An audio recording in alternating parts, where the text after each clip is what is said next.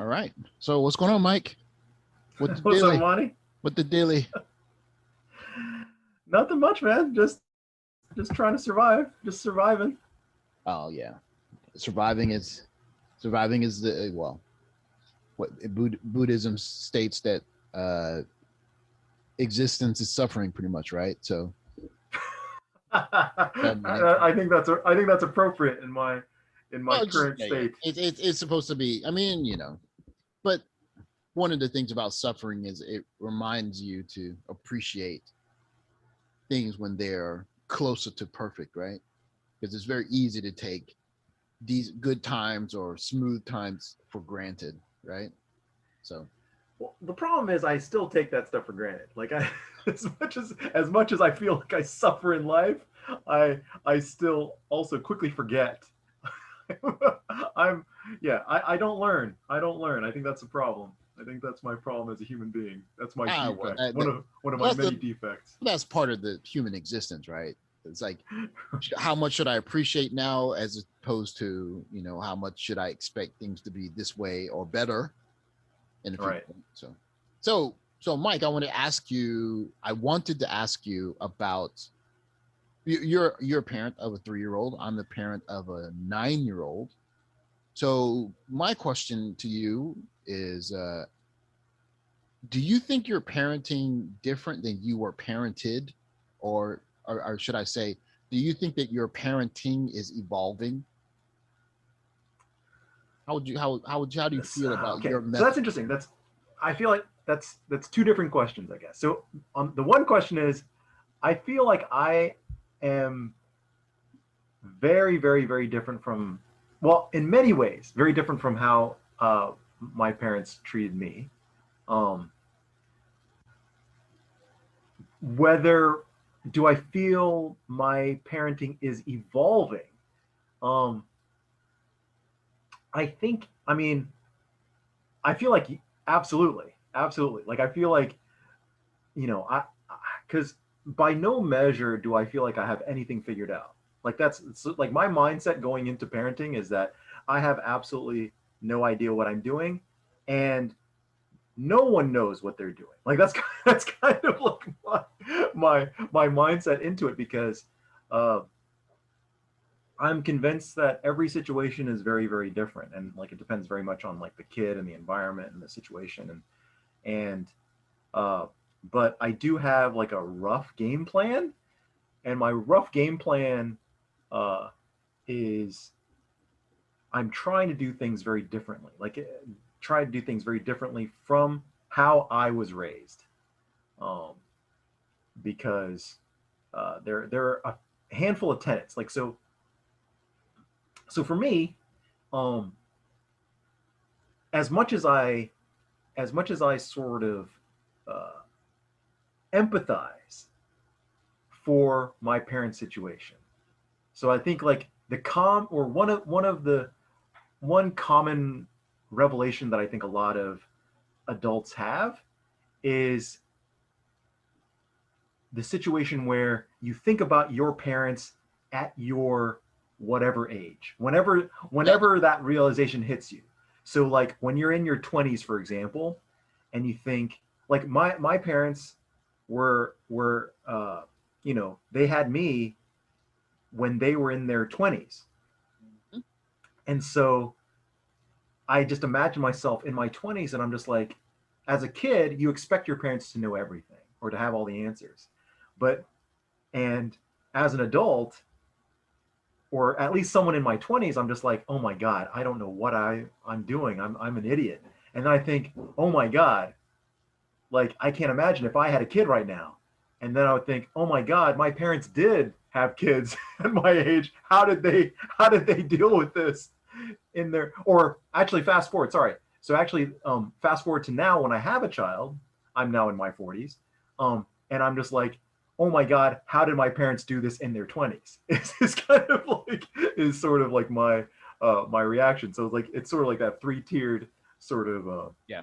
uh, revelation.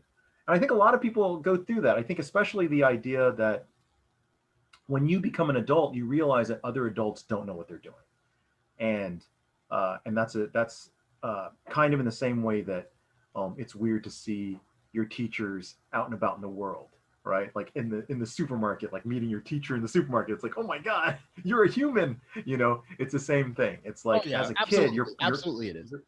yeah, your Absolutely. perception when you're a child, it's ingrained to you that like parents know everything, parents are adults, are mature, and are these different types of people.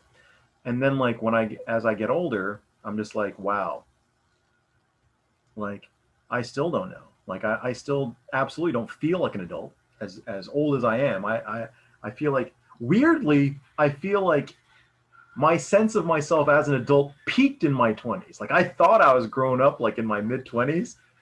I thought I was mature. I thought I had things handled in my 20s. And this has sort of been like a slow decline since then. Like since I'm just like, no, I'm an idiot. No, I know less and less. I'm Well, actually but less the fact that mature than you I was.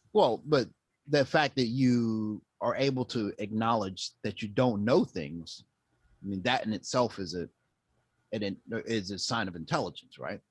Like, Yes, I would say an sign of intelligence, but not of maturity or wisdom. Like that's the thing. It's like I think I'm not wiser, you know, but maybe I'm more intelligent. Like I'm figuring out. I'm absolutely passing the test of like, you know, learning the learning in the situation, learning to the extent that I learn how much I don't know. You know, so like the pool of what I don't know is getting bigger and bigger as I'm getting little bits of knowledge. I'm just becoming more and more aware of just how ridiculously ignorant I am of everything. Um, Especially parenting. So like that's the thing. It's like um, because I didn't know much before, and I feel like I feel like I have to keep rewriting my playbook as my child gets older and as I try different things. Um, but yeah, like I think like one thing that I feel like a lot of people don't talk about is like I guess like what sucks about modern day.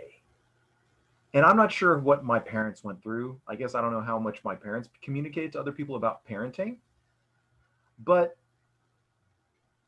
in in this aspect of life, I feel a lot of pressure from like Facebook and from this sort of profile generation where everyone seems like they're great parents. you know, everyone seems like you get the photos of like the family photos of the picturesque kind of thing. And oh, look, mom and dad are being silly, or kid and parent are having a good time. And it's all like very curated and very very nicely edited. I mean, again, I don't know, but my impression is the cynical part of me saying like they can't they can't have it all together because I feel like no one really has no, it together. no, come You on. know, There are no perfect parents. Like this is a I'm not conversation saying that I had. perfect. Well, but even a good parent, the definition of a good parent isn't a self-aware parent, right? Mm. Like you can't be the same parent tomorrow that you are today because you're parenting in a different world tomorrow than you are today. Like the circumstances are always changing. So any person that's acting like they have parenting figured out, they're trying to sell you something, right? Like it's just Right. like I've talked to my father several times, and my father has told me on several occasions, like I did the best that I could. And he said that one thing that you can't choose, you cannot choose your parents. And so, and when he speaks like that, like I can look at the way I was raised and say, well, there's some good things, there's some bad things, but if my parents had good intent, that's basically the best that you can hope for, right? Because you're trying to raise your child in a world that's evolving. So how do you raise a child for a world that's not here yet? I mean, that's basically what parenting is, right? Right. Like this is 2021, and we're raising our children for 2030, 2035, 2040, and like what is that? Like that's like Whole Food drones dropping food off at your house. Like what is that? Like is it like Domino's Pizza, like drones flying out the sky and dropping food in your balcony? Like What? Sure. Is it Jetsons cars? Like, what, what is that? So, Well, that's the thing. It's like there are there are ways that, you know, like that's a really cool way of looking at parenting. Is like I've actually never thought about that in terms of like, we're raising our children for this future that hasn't been written yet. Um, and it's interesting because but there are only certain ways in which time affects life, right? Because there are also sort of these timeless things, okay. like I'm glad you brought that up. like um Jordan Peterson, you know, uh, like one of our favorite people. But Jordan Peterson has like a has his theory on parenting, and one of his tenets of parenting is that the parent is responsible for making sure that your child is likable, right? Just try to make sure that your kid isn't is that other people, when they meet your kid or they're dealing with your kid, that they're tolerable, you know, because a lot of times parents will just sort of do everything they can to make their child happy, and Oh yeah. then those children just turn into monsters in public, and you just are always making excuses for how badly behaved they are, and this and this and that, and no one and everybody, can't stand that kid, right? So that's what I liked about sort of Jordan Peterson's sort of depiction of that. It's like, look, just try to make sure that in public, your kid is cool.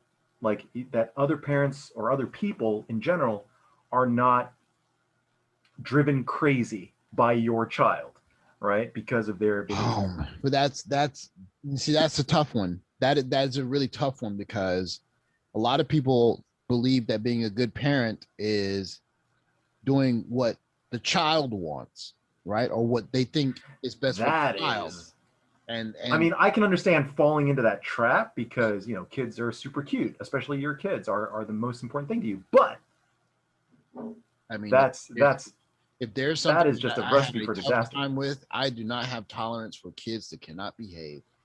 Like, hey, you're not special. And I like, oh, you know what? Let's do this. I'm going to share the screen. Now I want to go through these. I want to go through these five. I want to go through these five here. Okay. So I'm sharing this screen. Okay. You see the screen that I'm looking at? Mm, Okay. So it says that these are the these are the five critical emotional needs of children. You see the screen, right? yeah. Okay. So the first one is respect, right? So they should be treated with kindness and with courtesy. Okay. So I just speak on that a little bit. How do you feel about how important it is for children to feel respected and to respect other people? Well, my thing is like, so my immediate reaction is that I don't feel like kindness is part of respect. Um, I think that I think respect is different from. I think it's independent of kindness, and it kind of weirdly, like, I don't know if that speaks to me about how, like, rotten and whatever I am inside, but like I feel like respect is not is more about uh, is kind of like this sort of kind of like an empathy and sympathy. It's kind of like looking at someone as another person, right? I think that's where, like, I understand the courtesy aspect. There's a deference. I would think more. I would feel that more, or I would feel more that way towards kindness. When I think of respect, I think of respect as almost like there is a place for everyone in society. And as a person, you have to understand that no matter how you feel about yourself or society itself, you have a place in it. You have a place in your family, in your classroom, in your local community, etc. Right?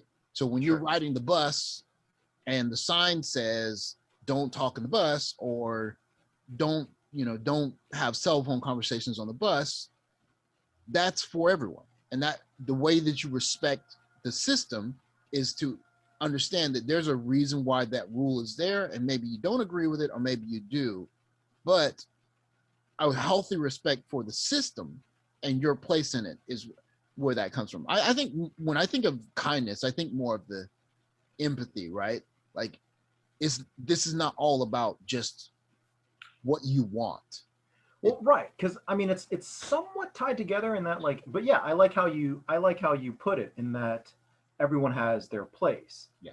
But I feel like respect, there is a certain understanding or some sort of awareness of function for people, Yes. right?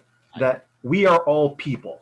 I think that that awareness and that understanding is one of the fundamental parts of respect. Is that, yeah, like especially like that idea of, you know, we all have a seat. You know, we can all have a seat. Like that's why the system is here, so that like, because so we can share, or that we can, so in order to have a society we That's right. need to sort of distribute resources in a certain way.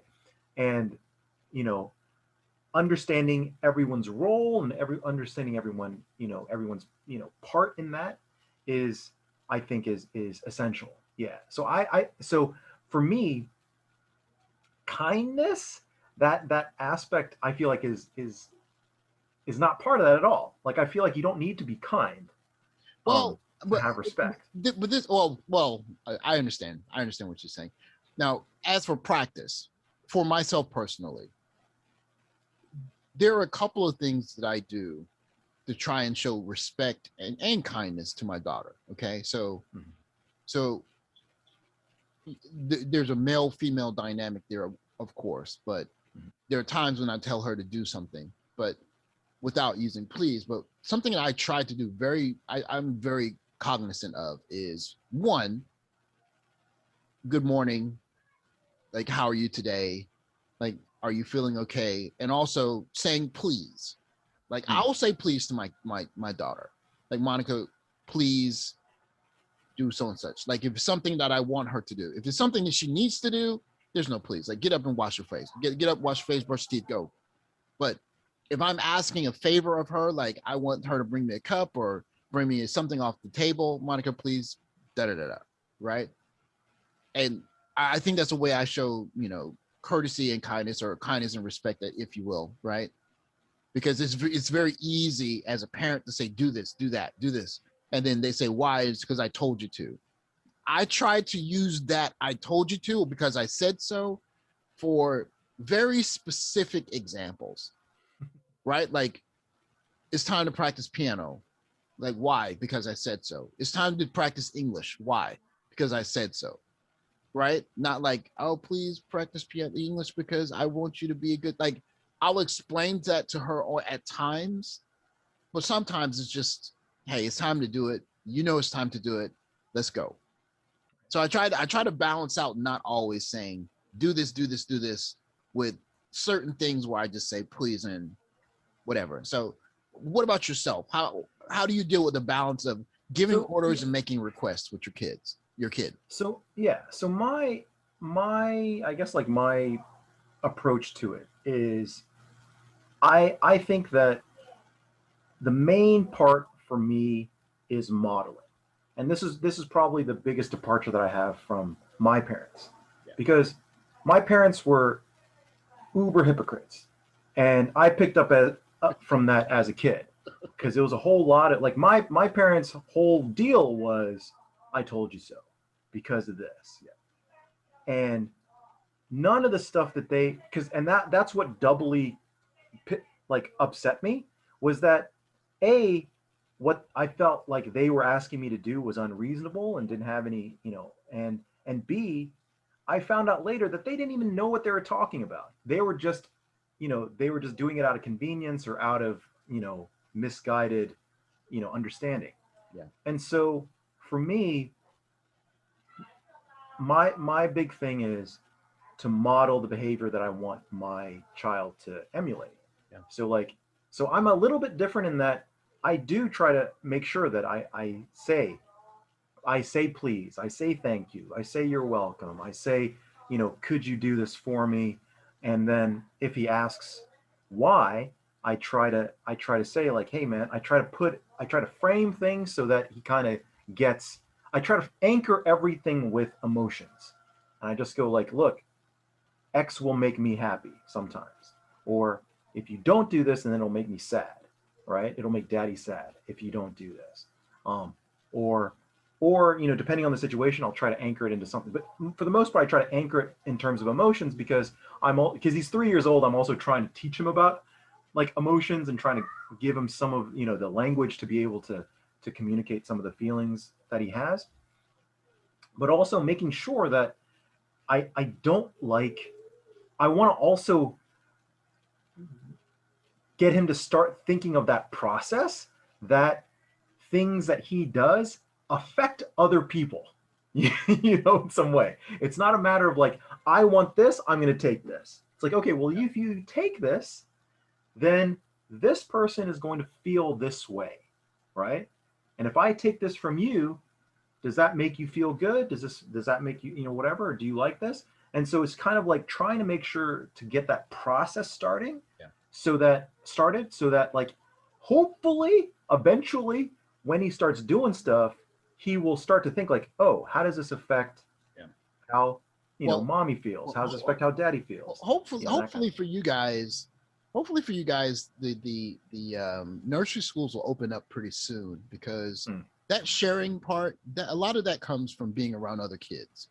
Yeah, for Because sure. especially for only children, like if you're Mm. growing up in a family with I grew up with my sister, so we had to learn how to share Yeah, yeah, before we went to school. But my daughter, she's growing up by herself, yeah. so it's when she goes to school or sorry, goes to the nursery school and she wants to play with the same toy as some other child, and that kind of thing happens, and she comes, oh, I wanted to play with this toy, she wouldn't let me, and she has to learn that lesson at nursery school because she can't learn it at home, right?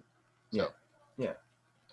So that's my thing. Like for me, it's like if if I want him to do something, I have to make sure that I do it too. Like oh yeah, if I, uh, if I wash my hands when I get home, or if I want him to wash his hands when he gets home, then I show him that I also wash my hands when I get home. When I, if I, whatever, if I do something, work on something, then I make sure that the stuff that I have with me, I clean up and I put it away afterward. you mentioned modeling, and Yeah. it's interesting that you mentioned that because I'll tell you two things that I do to model for my daughter. Hmm. One, she sees me working like all the time, so she doesn't see me watch television because I don't watch television. So like Sure. that, there's that part of it. But the other part of it is every morning 6:45 I wake up 6:45, day on day off, school day, work day, off day, 6:45 Papa dad is up, right? And she sees that consistency, like get up and do something. And for for me, that modeling is really important because I saw that with my father. Just Saturday, Friday, Thursday, school day, church day, get up, time to get up, right? And just that's something that's always stuck with me is seeing my father wake up at the same time early and get to work, so that when my daughter is on her own and she's sleeping until 9 or 10 o'clock, like there's going to be something inside her that says you're sleeping too late, or better yet, if she's dating a guy and the guy's like, I'm tired today, I'm sleeping to 10 o'clock, 11 o'clock, and she'll look at the guy like, hell's wrong with you, get up. I'm sorry, I was about to say the N word. uh, he said, get up, ninja. It's time to get up, get something done. Come on, let's get to work. Right? Like she'll instantly lose respect for some guy who just wants to sleep all day on the weekend. Right? So, you're talking, the modeling is a good point there, Mike. No, but yeah, but I mean that's the thing. It's like, so for me, uh, Uh-oh. Is everything okay? did you hear that? Hold on. Hold on. I think I need it. Hold on. Hold on. We need to stop. Hold on, hold on. Hold on. Let me see if I can pause this here. No. That's not what I want to do. I'm going to stop share screen Hold on. I'm going to step and out. I'm going to pause. Okay, what were you saying? So, a brief intermission because of parenting or parenting sort of Oh yeah. moment. So this brings up two things that that are somewhat related, I guess. So number one, uh, speaking of modeling, it's tough because there's an aspect of, so there's modeling and then there's sort of sincerity, right? Because uh, there are moments where I feel like I have to be stern, but I'm actually fine. Like maybe I'm not upset, or I'm actually maybe giggling or laughing, or I'm in a good mood, but I know that the behavior that my son is exhibiting is Yeah. something that's unacceptable. Problematic. And so it it can be challenging, but I overcome myself to be like, okay, I need to, conjure up being upset so that he understands that, this behavior is not okay. And so in that Upset, regard, upset or stern. uh like I guess like I would say, I guess I would say upset, because like generally my stern is pretty watered down. I think like for me it's just like being stern is just like me not being polite, like not using language that, like, I'll still sound basically like I sound right now. Like I'll just be like, you know, you know, clean up, clean up the desk or something like that. This will be like the tone that I say it. I just won't say please, or I won't say could you, In or that turn, in that tone. Okay. yeah, like um but like uh yeah, like, so like I said, like what was it, like I have like um what was my thing, so that's sort of like, I guess maybe that's not my stern, but that's kind of like my first rung. I guess I have like three layers of dissatisfaction. Like that's my level one, where I'm just like, I'm not polite, I just say clean it up, clean up, clean up the desk, or clean up the floor, or you know uh, take off your bib or something like that. Like that'll just be my level one. I'm not being kind, I guess. And then maybe stern is the second part, where I actually kind of sound, my tone shifts. But for intents and purposes, like generally, like if I'm uh, the sincerity part, like is where in the past, that's an example of evolution, because going in I was just like, look, I'm just going to try to be as honest. I always want to be honest with my kid 100% of the time. I want him to trust me or whatever. Mm-hmm. And so I tried to just be like as authentic and as, true. And then I realized, like, look, if I'm so, like, giddy about him, like especially early on, I'm just like, I'm letting him get away with everything, like this is not this is Yeah. not good. And I could see it kind of taking a turn, right? I realized, like, he's not listening to me. He's not listening to me. He's not taking anything I say seriously, because like you said, he picks up, like I have a big smile on my face and I'm just like laughing at, like, he doesn't know. And that's when, the teacher in me triggered, I'm just like, Yes. look, he doesn't understand. That's right. So I need to make sure that it's clear what behavior is good, or what behavior is acceptable, and what behavior is unacceptable by these cues. So I need to make sure that the cues are consistent with the behavior and not with my actual feelings. So that was sort of like the first sort of evolution, where I realized, like, hey man, like, again with the Jordan Peterson's, like, oh no, he's becoming unbearable in public. So Oh let yeah. me try Yeah. to, let me try That's to why shift in that other direction. you mentioned teacher, and I think that helps both of us become better parents, because I if just imagine if you were not someone who dealt with children, right? Let's Mm, imagine that you mm. were, I don't know, engineer, Just uh, yeah, just cook, any regular bus parent, driver, right? something, right? You would not understand how to tell your children, or let's just say you were a professor, you would not understand how what kind of effect one bad behaving child can have on the rest of the class, right? Oh sure. So as a teacher, you know that, we know that. So it's not going to be our child that does that.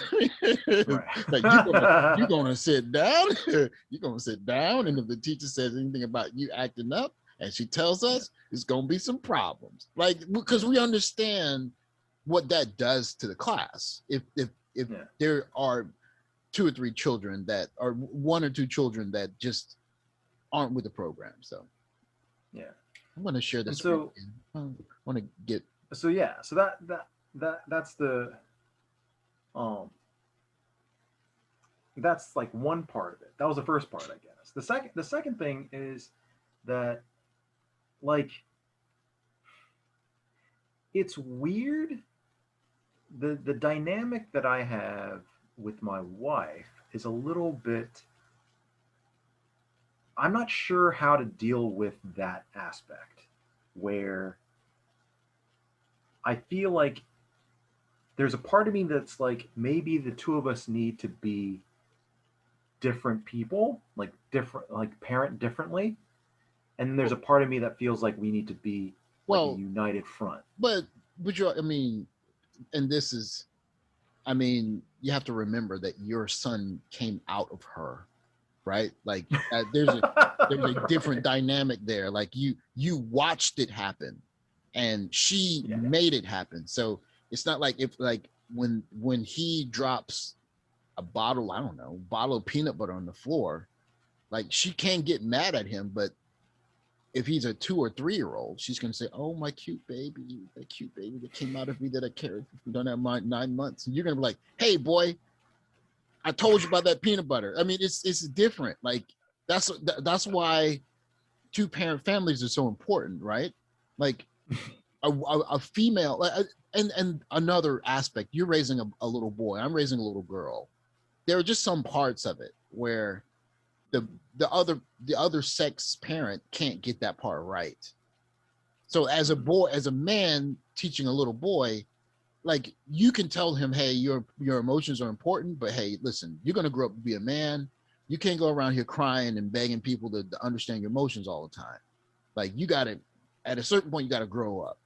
But if you're raising a little girl, it's different. Like I tell my daughter, like, control your emotions and all of that, but I mean it's different. Like Yeah. I can't They go raise through a her the way different I was process. raised, Right. because my father is like, hey, listen, when you get stopped by the police, is yes sir, no sir, I'm sorry sir, and that's the way it is. And he's like, why? Is it because I said so? Right? And Hmm. now I get it. But if my daughter gets pulled over police, I'd be like, cry. cry, In cry. Japan No, or just in the it States doesn't matter. Just cry. I'm like, in oh, general? I'm so sorry, I didn't mean to do it. And the police are like, oh, you cute little beautiful little girl. I'm just gonna let you go off with this ticket. But me, man, please. But yeah. Okay, so I want to ask you. Okay, so the second one's importance, right? You see it, right? Hmm. Yeah. So feeling appreciated.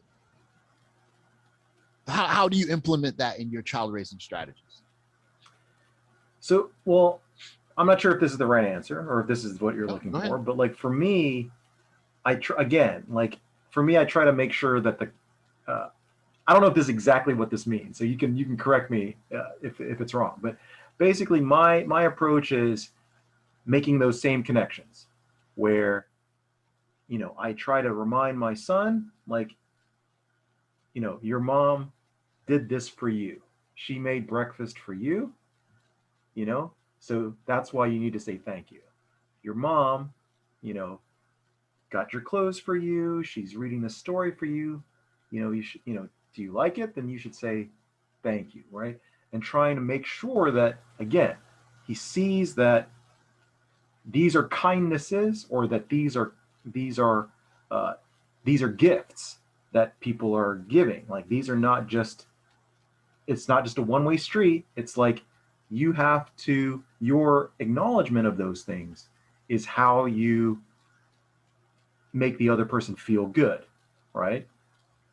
And conversely, letting him also know that if you don't say thank you, or if you don't say, please, when you ask for those things, if you just say, I want, then I don't like that. Then I don't want to get you the toy. Then I don't want to, fan your rice or whatever. It's just like, and so as far as the appreciation goes, like that's how I try. Like that's the way that I'm interpreting it. That, like, that's what I try to do. Yeah. And in terms of useful, like like in a similar way is I try to encourage him to help me to do chores, Yeah. and I make sure that I reinforce that behavior by telling him thank you. Yes. Thank you for helping me. Yeah. Thank you for doing this. Even though like it's just a Oh, small I contribution, I'm just like, yeah, I the words thank you and good job, those phrases, yeah. I mean, good job. I use it when I use it, but I think it's certainly important for them to hear those words.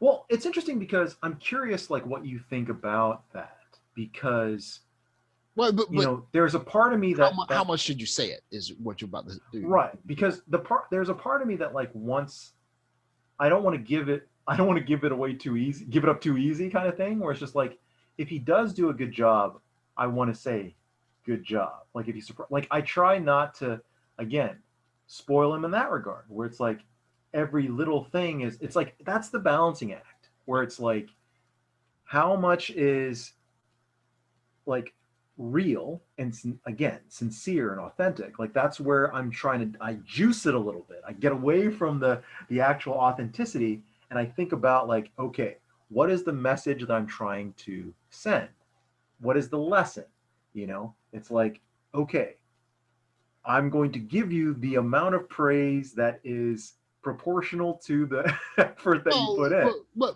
but this is one of the things that happens when you're around your child a lot is you know what his good job is. Right. So you know when he does a little bit more than he normally would have, or more Yeah. than he has before. That's when the good job is in order, right? As opposed to he does a little bit less than he knows he knows that he can, or she knows that she can, or you know that they can. So in that situation, it's like, come on, like you know that you can do a better job than that. In that situation, I would not say good job. I would say, you know, you can do better. But when they meet the requirement or a little bit more than that, then I have no problem saying good job. As a matter of fact, I'll even reward the behavior. But when that behavior isn't rewarded, or when the behavior doesn't meet the standard, I don't have a problem with not. I'm not going to tell my daughter do it again, do it again, do it again. Okay, good job. That no. That's that. I mean, as a basketball coach, that's not how it works. Like if you do it without me telling you, or I remind you to do it, and you do it to an appropriate, qualification level, hey, good job, good job. Appreciate you doing it that way. But if I have to remind you to do a good job, then at the very least you're going to get stern, right? Like you can do better than that. So was that always your tact, I guess, or did that change? It changed. Okay, because there was a part of me that wanted to do that too, where I wanted to kind of, as I said, similar to what I just mentioned, where it's just like I wanted to kind of be the person where, uh, be the adult or be the parent where the child had to earn. Like I kind of wanted to be laconic at first, and then over time, like oh, dad gave me a little bit of a smile. And, like, and No. that would be like a great victory kind of thing. I kind of wanted to almost play it that way because I felt like that would might be like a more motivating thing.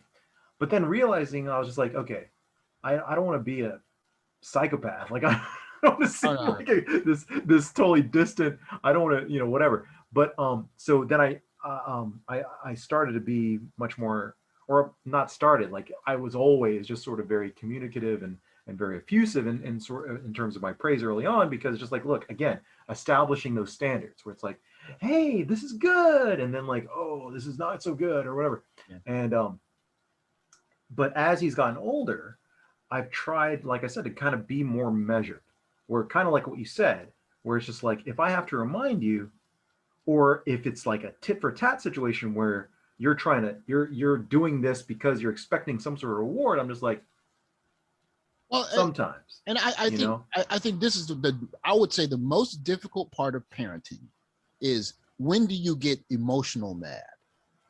Because the emotional mad is when they know that it's serious. If you do that too much, then it screws them up. If you never do it, it screws them up. Like, Yeah, there's and sometimes that's a good example is like running in the street, right?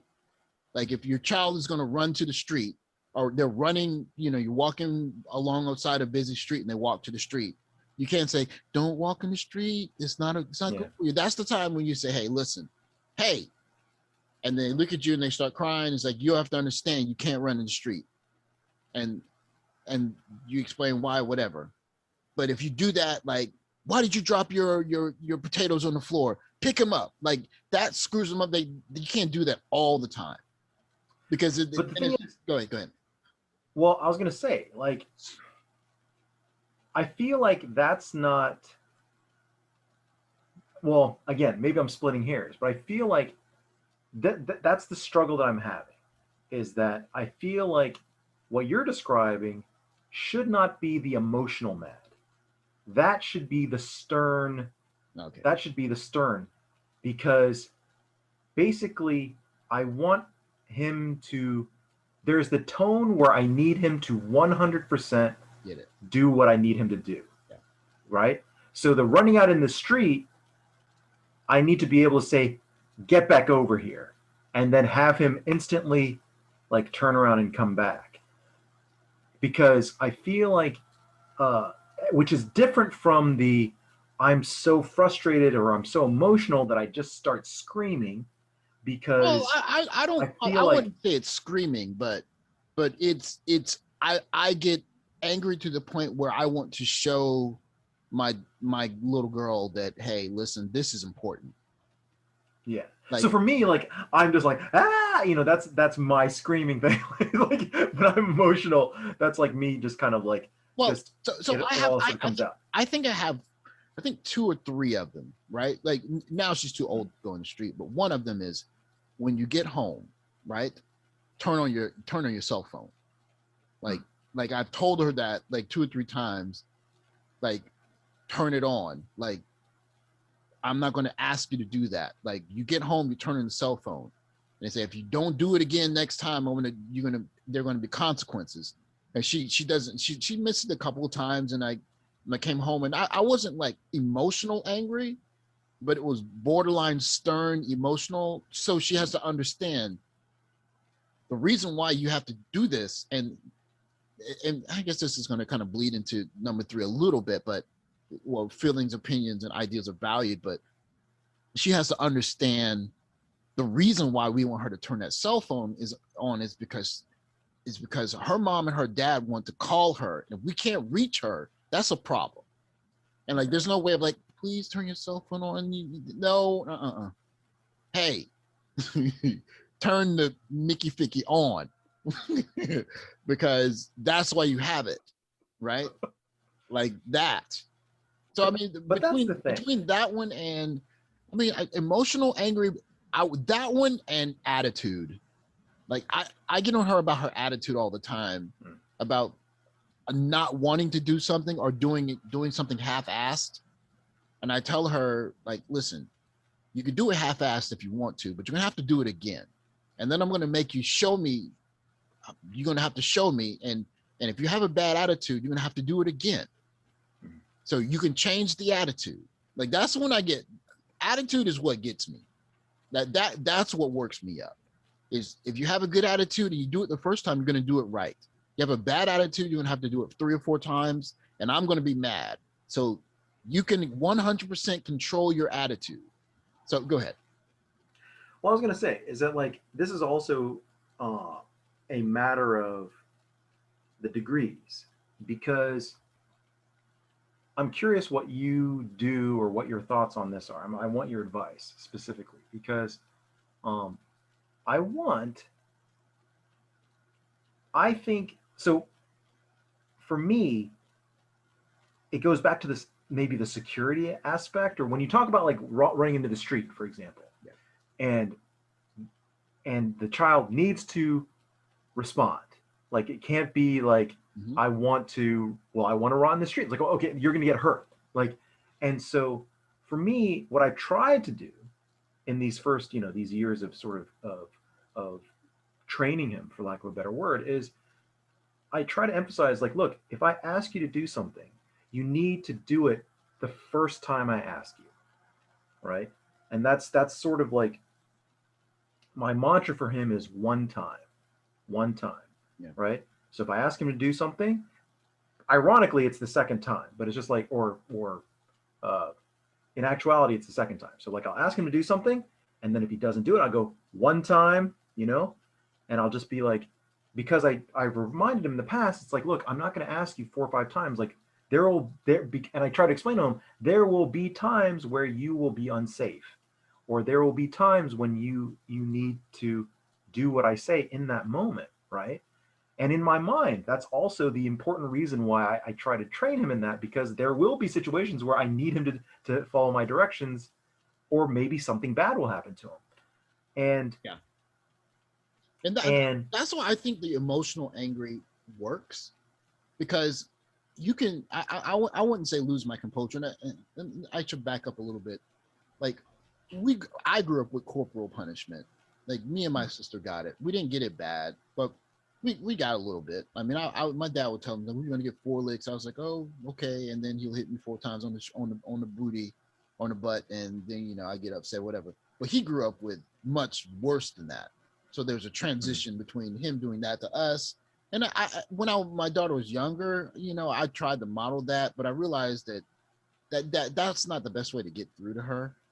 So I realized that I mean, the tears come streaming out just as hard if I say, if I threaten YouTube, if I threaten, if I threaten like YouTube usage, like the tears come out just as hard, right? Because it's not for, at least for her. Now, if I had a little boy, it might be different, might not, but but it's a little different for Black parents, because there are a couple of places where we actually get physical with our boys. Like if it's about like respecting authority, like you don't have too many chances to disrespect mistake, yeah. authority without putting yourself in danger. But aside from the corporal punishment, just like I'll get super emotional, or not super emotional, I'll get angry, right? Like my 10, like stern, like talking with a finger pointing, not even yelling, because I don't have to yell anymore. Let me, she's 9. I don't have to yell, but stern finger pointing, and like, you understand why this is the rule, right? And then when things kind of calm down, I'll call over and say, do you understand why I got upset with you? This is the reason why. So I always do that after the fact, after the emotion has been processed. We come back and say, this is the reason why we want you to turn your cell phone on when you get back to the house. Or this is the reason why we don't want you to run in the street.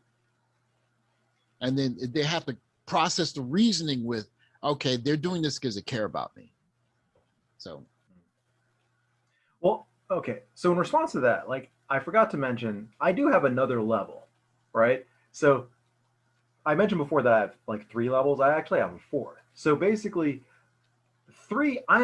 For me, I have never lost control. I feel like the last level is if I've lost control, and I'm just like, what is wrong with you? Why are you not letting like if I just sort of lose it? I think that's for teenagers.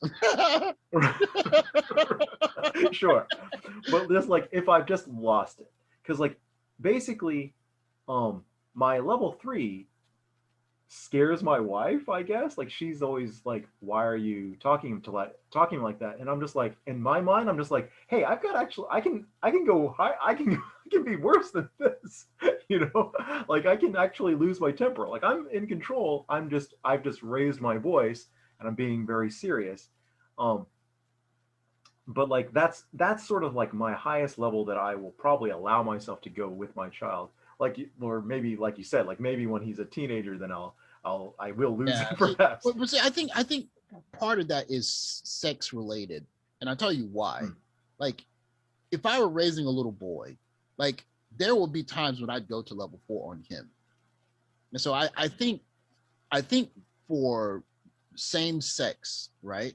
I think that 4th level is not necessarily only important, but it might be just necessary. The only way. Like, yeah, maybe. think of an example like you have your boy's playing a baseball. He's playing on a baseball team, and he says, "I don't want to do this anymore. I quit." Like that. Like that is he's about to learn a very valuable, or he's going to learn a really poor lesson. If you say, you know what, it's okay if you quit. You can quit anytime you want. That's the time when either however you choose to do it. You could get really upset, or you could just let him know one way or the It's not other gonna that happen. quitting is not okay, right? Yeah. And that there's no like, oh, guy, I understand you want to quit, but you got to keep trying to say, hey, no, you're going to be a man in this world. Quitting is not an option. Even if you don't want to do it, you're going to finish the season, and you could pout. I don't care, but you're going to finish the season, and I'll explain to you why you finish the season after you finish it. But you're going to do it. Like that is something that I could not. I mean, I guess I could do that to my daughter, but it's difficult. Like if I had a boy, I would have that conversation because my dad had it with me. And there's another same for girls, right? If if your daughter is starting to, I don't know, date boys early, like the the father can have that relation that conversation with the girl, but the mother could have that conversation with the girl much better than the father can, right? So there's I think that part of that is sex related. Like there are some things about being a man that your wife simply can't teach your little boy. It's interesting because, frankly speaking, like I have no concept of male versus female parenting. And I think the biggest reason why is that neither of my parents raised me, frankly. Like basically, and it's not like basic my parents had a divorce got a divorce when I was really young. Mhm. My dad was out of the picture. So I never really had any like in my memory there are no indications of anything that he taught me directly. He taught me a lot of things indirectly in terms of like his lack of presence and just like him like showing up every once in a while and just kind of like you know in Yeah. that regard. But in terms of actual lessons, like he never really taught me anything. And then uh, when it comes to my mother, because she was a single mom raising two kids, she didn't have time. Yep. She was just trying to make sure that there was enough money for us to live and for us to go to be able to go to school. So there were no conversations that we had, and it was a lot of there was a lot of what you're describing as like level 3, level 4, where it's just like when we demonstrate something that was not acceptable to her, and she was really stressed out, I'm sure, because of the situation, and she would just get exasperated, and then just like and it would be corporal punishment, and then it would be like like everything was sort of like a serious offense, and it bred a lot of resentment from me because I'm just like, you don't even know what you're doing. Like you don't, like you don't even know what I'm up to, and everything's an 11, and why, whatever. And it made me become very defiant. And so, uh, just the fact that we're having conversations level at any stage, I feel like is a huge departure from how I grew up. And it's interesting for me to hear that like you have like this also just like the experience that you had with your dad. Like I'm just like, oh man, I Oh, wish I but had yeah, but this kind of conversation. you Even have to remember, yeah, of course, that your son is growing up with that difference. So if yeah. I were to explain the difference between my mother and my father, is that I did not want to disappoint my mother, and I did not want to anger my father. Like that was the difference, right? Sure. Like there's when I got a little bit older, I didn't want to disappoint my father, but like when I brought home a good report card, it was like, "Hey, mom, look," and then my dad would look like, "Oh yeah, yeah, my son's getting A's because that's my boy, right?" As a matter of fact, oh God, at our church, people in our circle they used to call us the Cosbys because I don't know. I mean, when I think about the way I grew up, it was just I don't know. It was just like this nice little bubble pocket of Mm, my mom was like a stay-at-home mom, and she worked at a bank after we were old enough to go to school, but she didn't have a she high school educated. She went to junior college. My father has a master's degree in engineering, so mm, this idea of like the mom is to stay at home, make the home mom, and my father was the breadwinner engineer and that balance, and then you had the I don't know, we had the me and my little girl, or my me and my little sister, and my mom had an older child before she married my father, but like we had like this whole kind of like ideal fight like family dynamic. So growing up in that, I had a chance to really understand like roles. Mm. So like that, so it really made a really strong impression on me. Like, oh, this is what dads do. This is what moms do. So Mm. now in my situation, I understand that, because we're living apart, separate, or whatever. I understand the need for my daughter to experience both roles.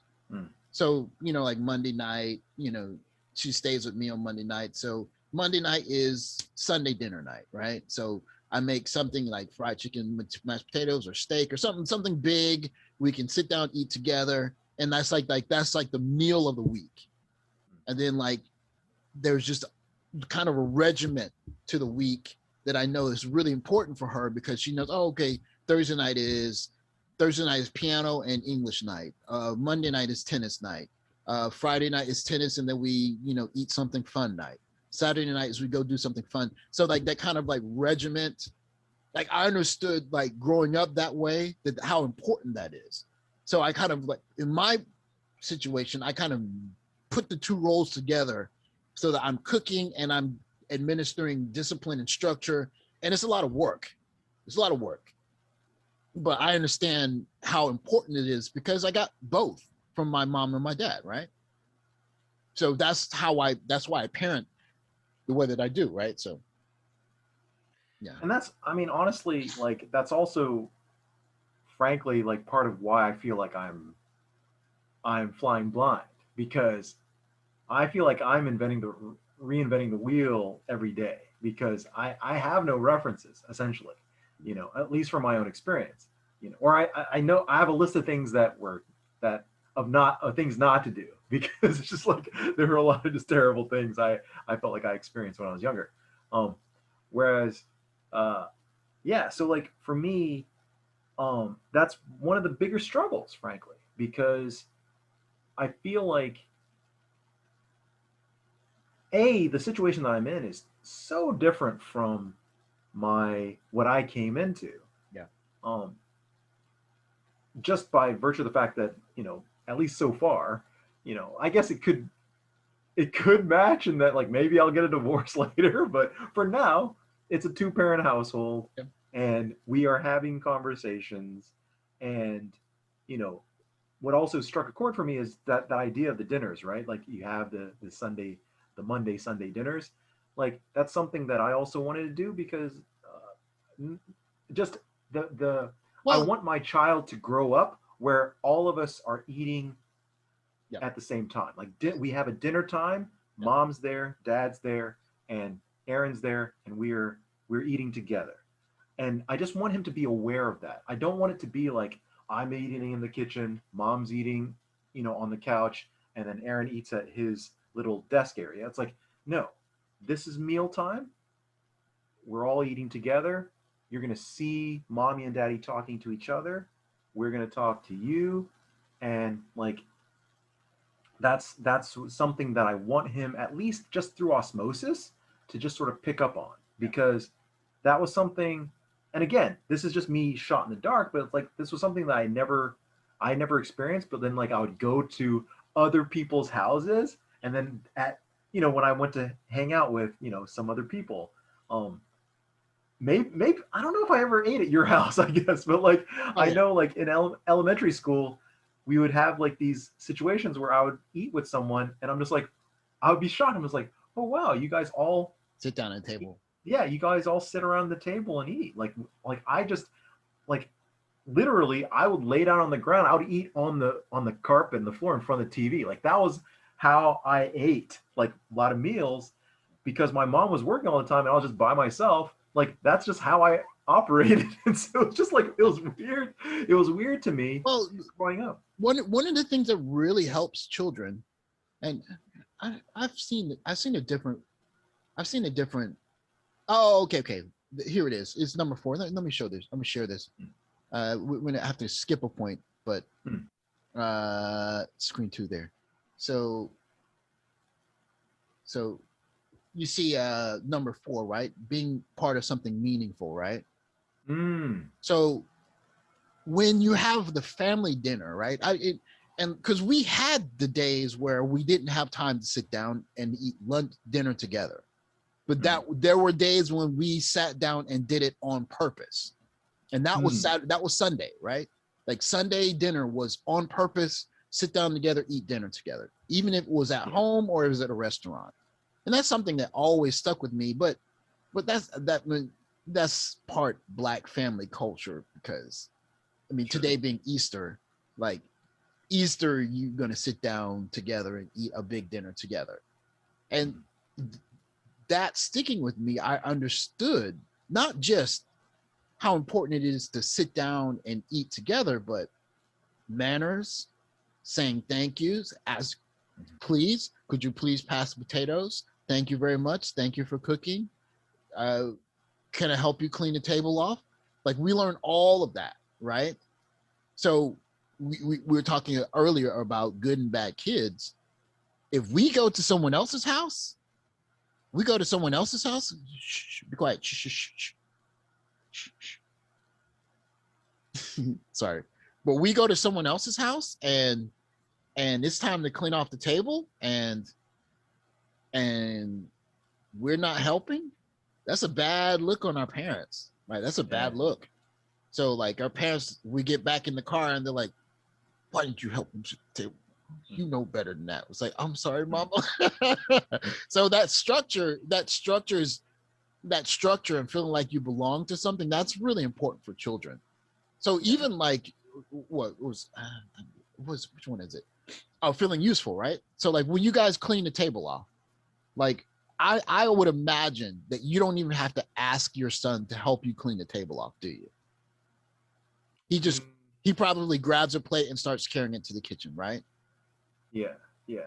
So that again, like, Usually, sometimes well, we sometimes, yeah, need but to. the fact that you don't have to tell him to do that, right? Mm. Like he just helps because he knows that he's part of something, right? And Yeah. you probably did not realize that that's something he picked up on, but he picked up on that automatically. Like I'm part Sure. of this family unit, and this is part of my job, and I want to help mama and papa, right? Yeah. And that is something that's really really important to kids is to feel like they're part of something. So Mm. yeah, I can attest to that from my youth. Absolutely. Yeah, and I think absolutely. And I think that's an important tenet, like in terms of being part of our team, being part of the family, Yeah. being, you know, and yeah, because what's interesting to note is even at, 3, he can feel being left out.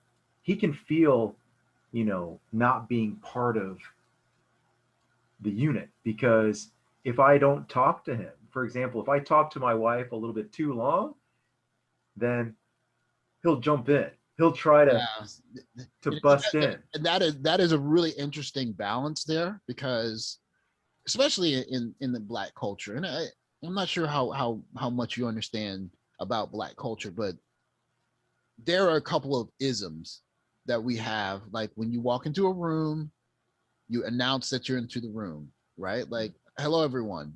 Or you got to say something, right? Mm. Or when you see two adults talking, Mm. you're supposed to say, excuse me. Mm. You don't just start talking when you see two adults talking like us talking, and my daughter walks into the room like, Dad, da da da. I was like, hey, hey, hey, hey. The adults are talking. You need to say, excuse me first. Mm. Stuff like that, right? Like, those are things that we grew up in the South. Okay, that's South culture. That's Southern culture in America. Mm. Like if my daughter sees two Southern African American older people talking to each other, and she just walks up and says, "I want to say blah blah blah," they'll look at her like, "Excuse me, you're 9. We're talking," Mm. and then she's, "Oh, excuse me, Grandpa Lucilla, such and such and such," right? Those isms that are there, right? So like you want to feel included, but also there's there are rules that's a rhyme to the Well, reason. there's the respect, right? Yeah, of course, There's of the course. respect, Yeah. and then there's the inclusion, right? Um, so I mean, all these tenets, I guess, sort of like work off of each other, which I think is interesting. I think uh, for me, what was number three? Number three is acceptance. Hold on, let me put it back up. So number three is feelings, opinions, and ideas Ah, okay, okay, okay. at face value. So I think what's interesting about this is I feel like this is something that I think this is more about not getting in the way What because I feel for me the struggle is that what do you mean not getting in the way? so something that my wife told me uh, something that my wife told me that she had read on some Korean website was you don't want to stifle your child too much because then you will destroy their creativity or you'll destroy, like if you say, like, what was it, or their spirit of exploring. So if you try to inhibit them too much, if you block them too much, then they will stop being curious, they will stop exploring, they will stop trying to do things. So like there's this aspect of, okay, he's climbing up someplace too high for him. You kind of have to resist the urge to tell him not to climb up because Well, I think I think one of the important I think one of the most important things that parents do is establish boundaries. mm, Like I think for children, and of course that boundary that you set for children, it grows as they grow. But like for a 3-year-old child, or let's just go backwards, a 9-month old child, you have the bassinet or whatever little playpen. This is the boundaries we set. You explore in this boundary because this is where it's safe for you to play. And as a 3-year-old, you expand it and say, okay, well, you can play in the living room and this, but you can't climb on the sofa, you can't do this, you can't do that. But you have this whole world inside of this box. Be creative, go. mm, Like that creativity, I think is good. But I do yeah. think that setting those boundaries is really important just because as in life, we are bound, we have boundaries. So inside of our boundaries, we have to use our creativity to maximize our potential and whatnot. So inside of society's rules, we have to perform in the same way. And if we break society's rules, there are consequences, right? Right. So it's best, in my opinion, it's best for kids to understand that as soon as possible, right? Yeah. Because boundaries are a part of life. But that's the part, like I said, for me, again, it's easier said than done because I feel like in terms of establishing those boundaries, there's a part of me that feels like, okay, if I go too hard, he might never want to cross those lines. And I actually, there's a part of me that's like, I want him to challenge me sometimes. I want him to push against me because I don't want him to just submit all the time. Like that's the weird sort of back Well, and forth. you want him to ask why. Right. So there's this weird sort of tug of war where on the one hand, when he needs to listen to me, I need him to listen. But then I also want him to push back or have the capacity to push back if he feels very strongly about something.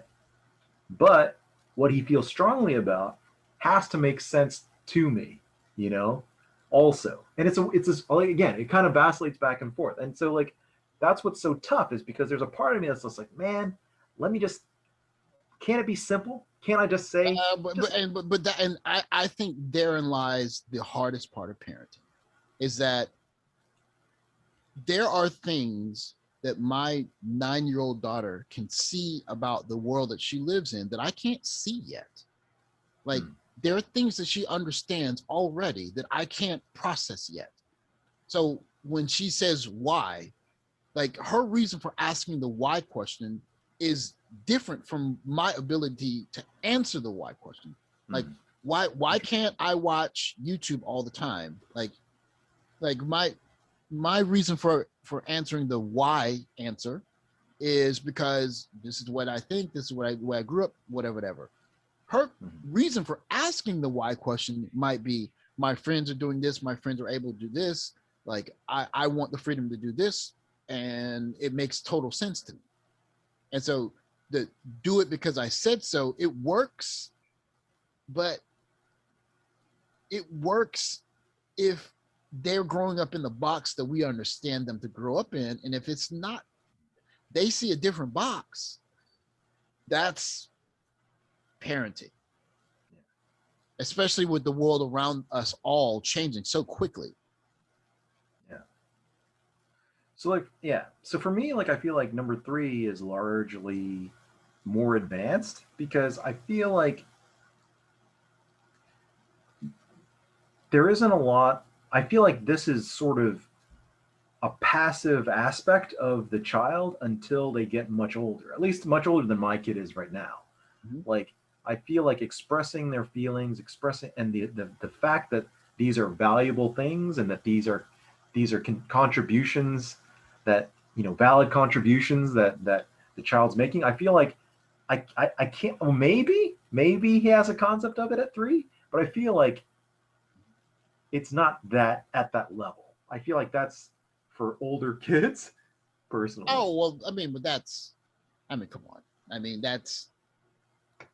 it's a rolling scale. I mean, what he Yeah, understands at 3, what he understands at 5, it's going to be a totally evolving. maybe. I mean, yeah, it is. I mean, think about the technology. When we were 3, 4, we had cable television. I mean, we didn't have internet yet, right? And Yeah. Oh, I mean, was it invented? Yes. yeah, but Like, did we actually have it? Like, I didn't have it when I was 3 yeah, or 4. but like my daughter's 3 years old and she understands how to operate a tablet. Like, Yeah. so it's like, so It's for pretty messed someone, up, man. Yeah, well, it's pretty. it's just, but again, when we were 3 years old, our television had, I mean, it may have had 7 or 8 channels for you, or if you had cable, it had like 30, 40, 50 channels. Yeah. When my father was a child, they were listening to radio. Yeah. And like the television went off at 12 o'clock, right? So explain that. Like, so yeah, I Yeah. I mean, mean, it's interesting because it's a wild considering like what. I mean, this is a bit of a tangent, but what reality is to children. oh So, for gosh, example, that's good. like That's a good point. and we had talked about this a little bit before, I think, but like when I was a kid, I used to make, pieces of paper and I would wrap it around my wrist and I would draw like what a TV and a computer and these things on my wrist. And that was like this big fantasy thing to me. And like my son's growing up and we're showing him like grandma who's, hundreds of miles away on my phone. I And mean, and that's yeah, just he's just normal like, to hey, him. hey, yeah. He's like, Yeah, hey, that's just look, that's just normal life to him.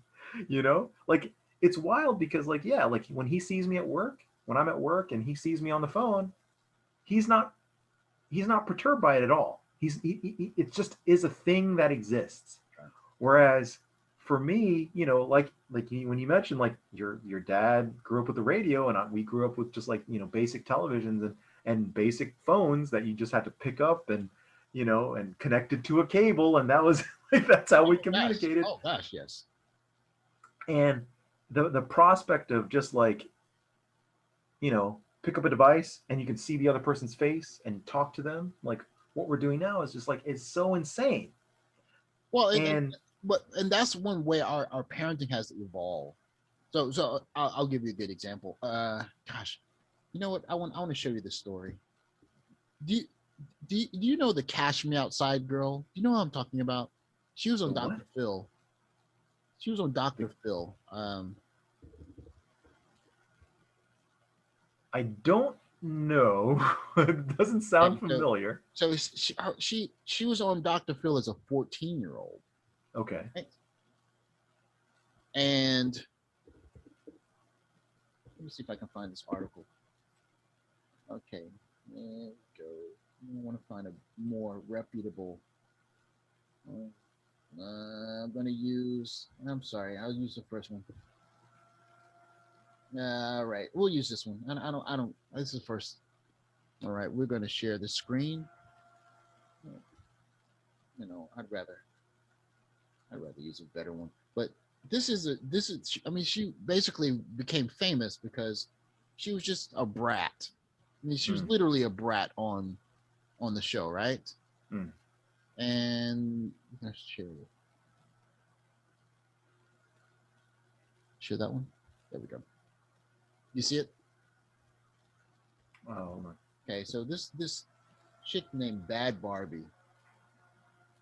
I yeah, no idea who this is. Okay, but this is she's like a This is she's her. like a, yeah, this is This image. her, and she just turned 18 years old on April 1st, right? Do you know what Oh, OnlyFans? this year. Yeah, Yeah, 2 days ago. 2 days ago. You know yeah, yeah, OnlyFans, right? You're aware of that, right? yeah, yeah. That's the. It's like I don't know all the details, but it has something to do with like kind of like amateur sex stuff. Yeah, Like yeah. you You're basically paying. You These are like basically men who pay subscription fees. quasi famous people, right? Quasi Yeah, famous that's right. That's people right. can basically, Sell if they have access. followings or whatever, they They can can do like these monetize it. That's right. secret strip teases or sex things. Yes. Um, So but this if they have to pay. so this is what she did. Can you see the video? You see how it's paused there. You see the $786,062, right? Oh my God, what is that? That is how much money she made in her first 6 hours on the site as an 18-year-old. Oh my God. She made that much money from basically subscription fees, right? And then I think the other 300,000 may have been like direct tips or something like that. But this Oh my happened in the God. first 6 hours. But this is the reason I brought this up is that on the front end, this is awesome for her, right? The front end, she instantly 18 years old, boom, I'm a millionaire. Back end is when she's 40, right? Or think about Kim Kardashian, right? Or whoever, however, just Kim Kardashian, anyone who just made themselves famous from the internet. Like all of that stuff that was on the internet is going to be there forever and ever and ever and ever and ever. So Kim Kardashian's children are 16 years old, and they're going to have to go to school with kids like, oh, I saw the sex tape of your mother. Like, how do you we're going to have to teach our kids not to do this, right? Like this is an added Well, element to. Go ahead. the thing is, for me is the part for me about this that's difficult to reconcile is that there's a part of me that feels like culture itself is in flux, right? So as much as it's weird to me to think that, yeah, like we're in an age where, you've got three generations of women that all feel like they have to be hot.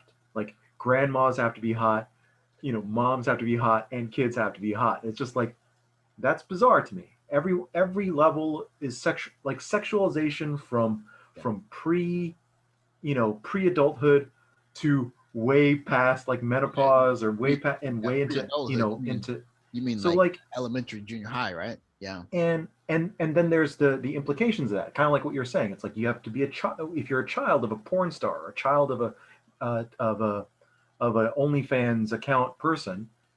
And what is that like, as a child to grow up where your mom or your dad is Oh in, gosh. has naked photos of themselves that are just publicly available or are quasi famous through social media or something like that, and just people know of them Yeah. by being this and Yeah. that being normalized in some capacity. Like I feel like, as much as I'd like the static level of things to be like, we should all be outraged at that, or we should not want to live in that society.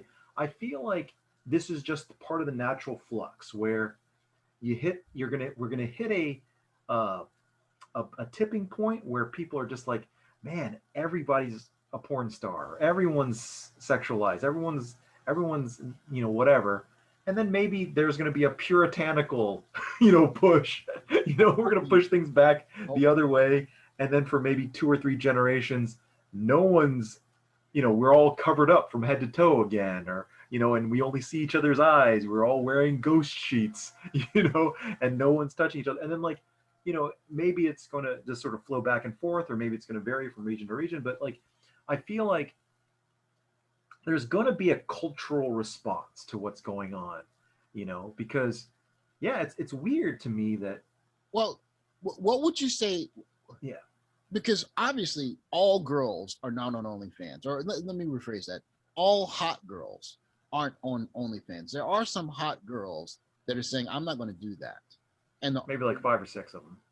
No, I'm kidding, I'm kidding. but my point is that the hot girls that are saying, "I'm not going to do OnlyFans," or "I'm not going to be an Instagram model," a lot of that has to do with how they were brought up. And the question, my question is, what did those parents do right or wrong? Because there are poor girls on OnlyFans, there are middle class, there are rich girls on OnlyFans, and all three of those emotional or those socioeconomic strata also have people who are not, right, or girls who aren't. So those sets of parents did something different, right? So what is it? What did those parents do different? Well, I think the primary driver, I would say that it's in my mind it's pretty simple. It's I think that I feel like the drive for this kind of behavior, I think, well, okay, sorry. So there's basically, I feel like there are two big influences. Number one is the ignorance of money. Yes. So generally, if people's priority is only making money, or the comforts, or Well, the I pleasures that come from I, money. I actually want to I want to disagree a little bit. I don't think it's making money. I think it's making fast money. Like, Well, go ahead, but go so ahead. the reason I bring this up is that, um so in the case of the poor, or the middle class, like cases that you mentioned, I feel like, well, let me start with the poor. If you're poor and you've never had money in your life, then the assumption is that if you have money, you can fix all your problems, right? And it's similar for a middle class person.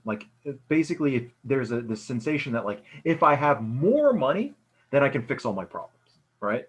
So in those two instances, it's like you've got this ignorance, this veil of, if you've never had more money than you can deal with, or more money than you've had in your life, if you haven't had that experience, then it's easy to assume that if you have enough money, then you can fix all of your problems, right? The situation with the rich people that are doing it, I think, are broken people, because they're just they just, maybe that's the lifestyle they've always had, and they're just trying to perpetuate that, and they have the money, and they're fueling it that way. I don't know the psychology of rich people that are on OnlyFans or whatever, that they would be. Maybe it's a power thing. I'm not sure. I don't know what the motivation is for the rich people that are on that platform. But as far as the ones that are lower, the people that have not had money, like I said, the ignorance of money, that to me is one of the bigger forces, because if you don't have that experience, it's so easy to assume that having money is going to fix all your problems, and so you're driven in that direction. Yeah. So you're driven in that direction. That's the first part. The second part is, like it could just be a uh, that's where your joy comes from. You could just like being sexual. You could just like the attention, and in that capacity. And that's the thing, for me, uh that I, as a who I am as a dude, or whatever, I hear these stories from, like you it's gonna sound weird. Like you hear stuff like about strippers, right? I hear like from you hear that like they feel like it's empowering. It's empowering to be a stripper, or it's empowering to be a sex worker. And to me, I'm just like, how is that possible? Like Well, you're clearly being exploited. You're well, clearly being objectified. yeah. How can you be eliciting any sort of how can you not feel used and not feel like Yeah. whatever like less than in the and but no, it's like apparently for some people, or again like when you look at like pop stars that are hypersexualized, they see it through the lens or a prism of power. It's like this is my power that I'm exerting. And Well, to me, I'm just like, that is nonsense. But it might be a sincere thing. So like for me, again, I don't know. It's like the gals that act like guys sexually. They feel like that's taking power back. To me, I'm just like, that it seems broken to me. But that's the second thing where it's like that's the motivation for them is not the money. It's more like this power thing, or they feel like it's empowering. And and again, I can't, for me, I can't speak to the sincerity of it. All I can say is that's the claim, and I have to assume that they're being sincere and that they're being honest about it. Does that make sense? I guess. yeah. um Well, I mean, I could go a lot of different places with this. A lot of people think that a lot of, well, the biggest fear of a father is to see their daughter on the stripper pole, right? So, or right. in a porno. But that aside, a lot of people, or there's a common belief that a lot of the women, or a lot of the girls that end up there, either end up there because of A, absent fathers, or B, like Abusive. overbearing fathers, right? Oh, okay. Don't do this, don't do this. You're not allowed to kiss, whatever, right? Yeah. But how do you teach values? Because you know as well as I do that we know women that would never strip. We know some women. We of course we know some people that would just never do that. Hmm. But they Are they would being only dumb though? what Are they the but dumb ones? Maybe no, I mean, it's like but they again, they, but, they could pull in $1 million in half a well, day.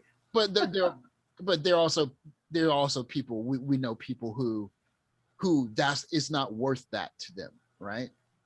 Like And like that's another weird question, right? That's another weird question. But so, yeah, go on. But but go on. those values, how do you teach those values? Because you could go you could go to, I don't know, just go to campus and ask 100 women on campus right now, we will give you X amount of money to do this on camera, but it's going to be there forever. And there are going to be some women, some girls in that group that are going to say, I'm not going to do this because A, B, C, D. And those values come from their home, right? So I mean, let me Well, try but and that let me try and say this in a different way. So when I was a kid, I went to a church camp every summer. Okay, so it was always the last week in June, and I remember this because it was in South Georgia. It was in Middle Georgia with Nats. I don't know if you're familiar with Nats. Have you ever been to South Georgia? yeah, So I know the what Nat. gnats are. I think. Yeah. Okay. Okay. Yeah, So with the, oh, that's right. You went to you were in what do you call it? What do you call it? Governor's honors. GHP. Yeah. Yeah, Yeah. yeah. So That was in Savannah. Yeah, or yeah, yeah. Valdosta. That's right. That's right. So you know Nats. So Yeah. we went to the church camp every year, and the church camp was in a small city called Wadley. And sure enough, the pastor of that church is my grandfather. So I couldn't do anything stupid. Like there were kids that could do stupid stuff, and there were plenty of kids that did, but I couldn't do Yeah. it because I was a Pierce. So like when I went to camp there, it's like some people kissing girls and going to the cemetery and at Mm. night and stuff like that. I couldn't dream of doing that kind of stuff Mm.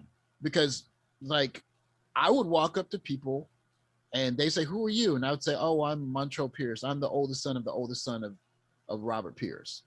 Mm. And they're like, "Oh, you're Robert Pierce's oldest grandson." Okay, and like that, right? And so if you're part of something like that, there are just some things that you just know you can't do because there's a large group of people that would be really disappointed if you did something super stupid, right? And like for kids that grow up in something like that, like I would imagine, like unless I mean, if you're I don't know, I mean, if you want to piss off your family because you think that they did you wrong, I get it. But if you grew up in a structure where like your name means more than a quick buck, you would see that situation totally different, right? And you wouldn't do something stupid like OnlyFans. So there's so I feel like there are two notes about that. So number one is going back to the idea of the inclusivity. Is I'm not sure if this is how you interpret inclusivity, but like what you're describing is also part of that aspect of like your behavior doesn't just impact you, but it Yes, also connects that's to right. these other people. And if you care about those people, then you are not going to, whatever. You are part of this family, and your behavior is a reflection of the rest of these people as well. So I'm not sure. Again, I don't know if that's the interpretation of inclusivity, but I feel like that's what I think of. I'm like, okay, yeah, that's a very important value to instill on people. The second thing is kind of it's interesting because in economics you learn that so in economics you learn that there's a price to everything. There are no things that are beyond, that are priceless, right? But I feel like that is in the money world. And I feel ultimately that's what I was saying, like, this idea that money can solve all your problems, that mentality, the extension of that, there's an extension of that, like that's sort of part like the core of economics as a discipline.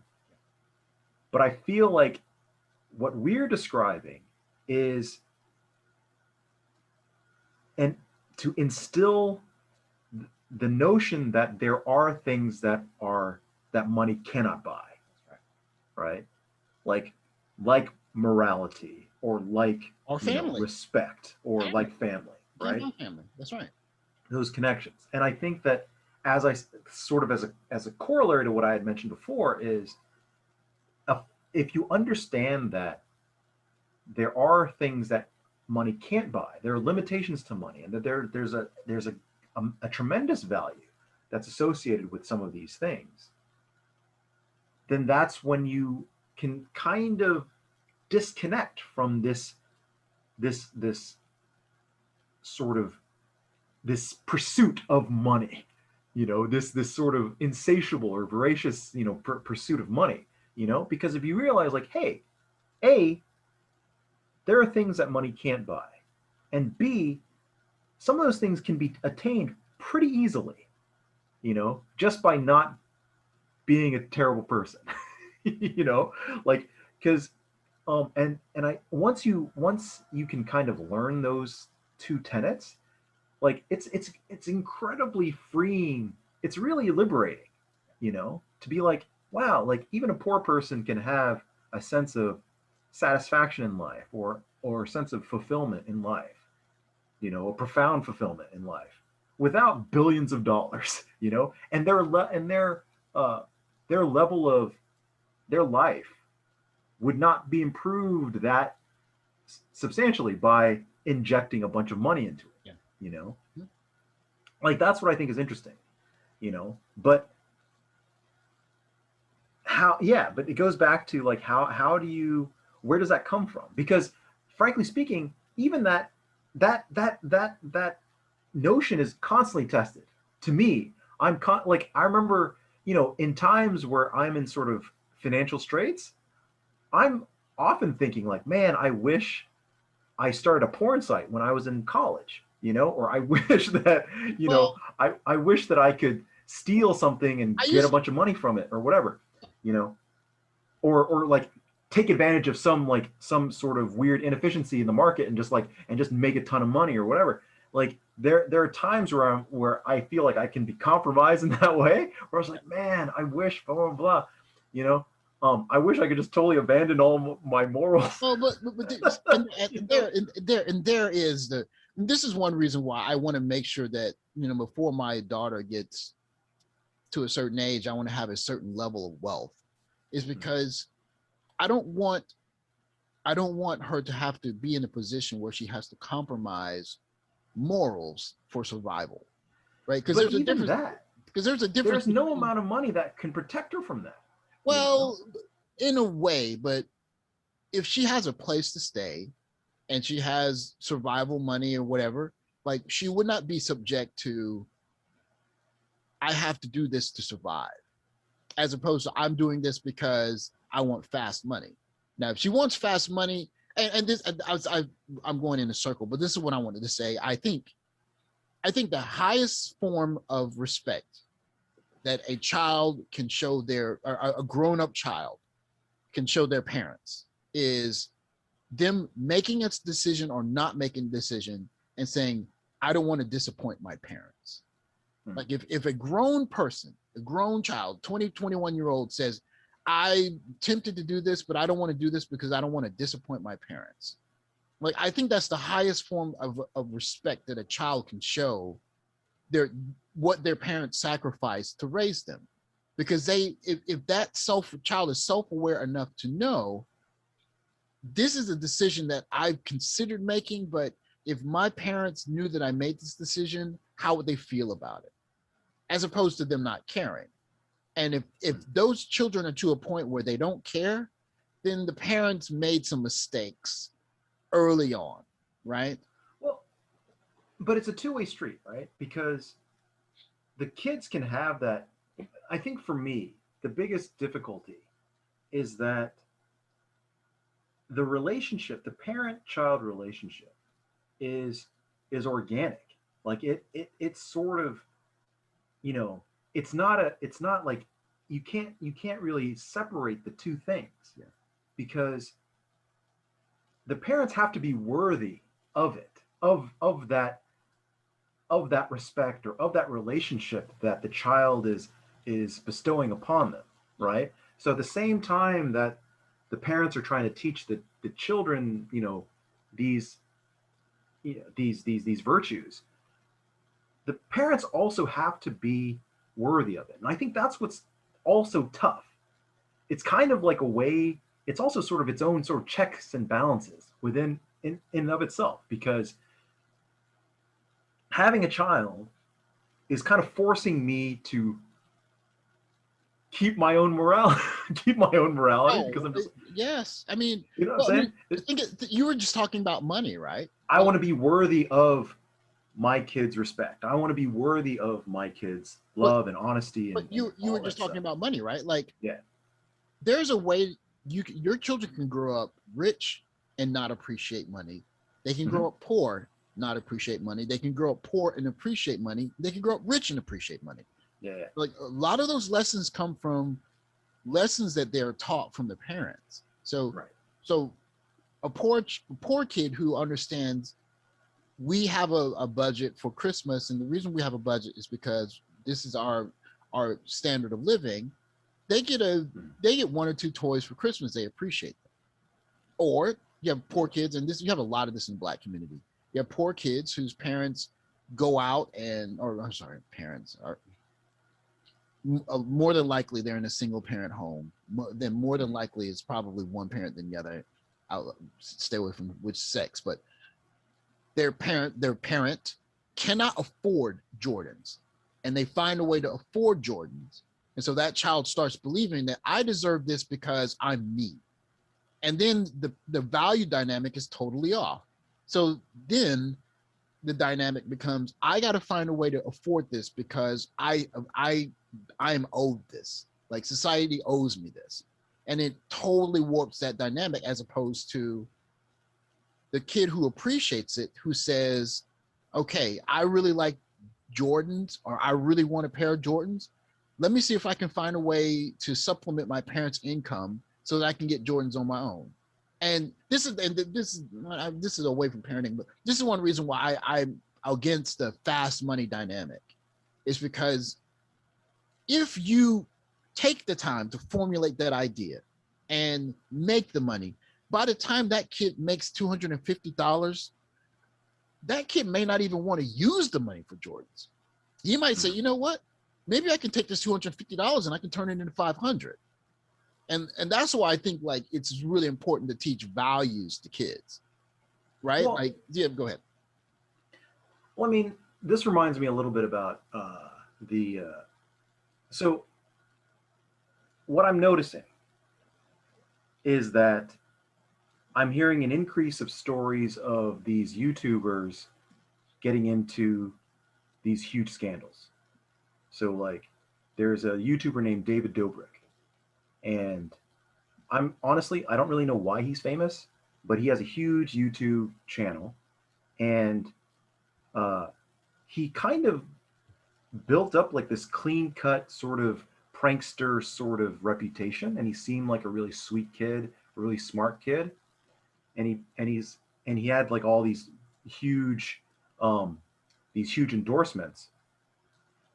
But then recently, uh, he was sort of entangled in this sex scandal where basically he they kind I think they filmed a rape, basically like a statutory rape, and they released it as a video. Like this girl, they showed like this thing that was supposed to be a prank, and afterward the girl came forward and said like, hey, I was raped during this video, and they monetized it and they did this thing, and like I felt pressured, and I think she gave like it's a current scandal, and they're still sort of parsing it out.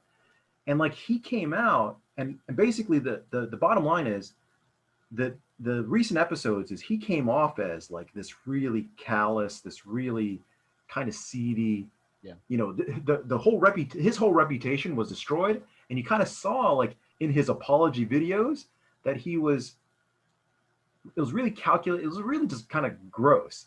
And that was sort of my first big exposure to this guy. And so when I was watching, I was like, man, this guy is not a good guy, you know?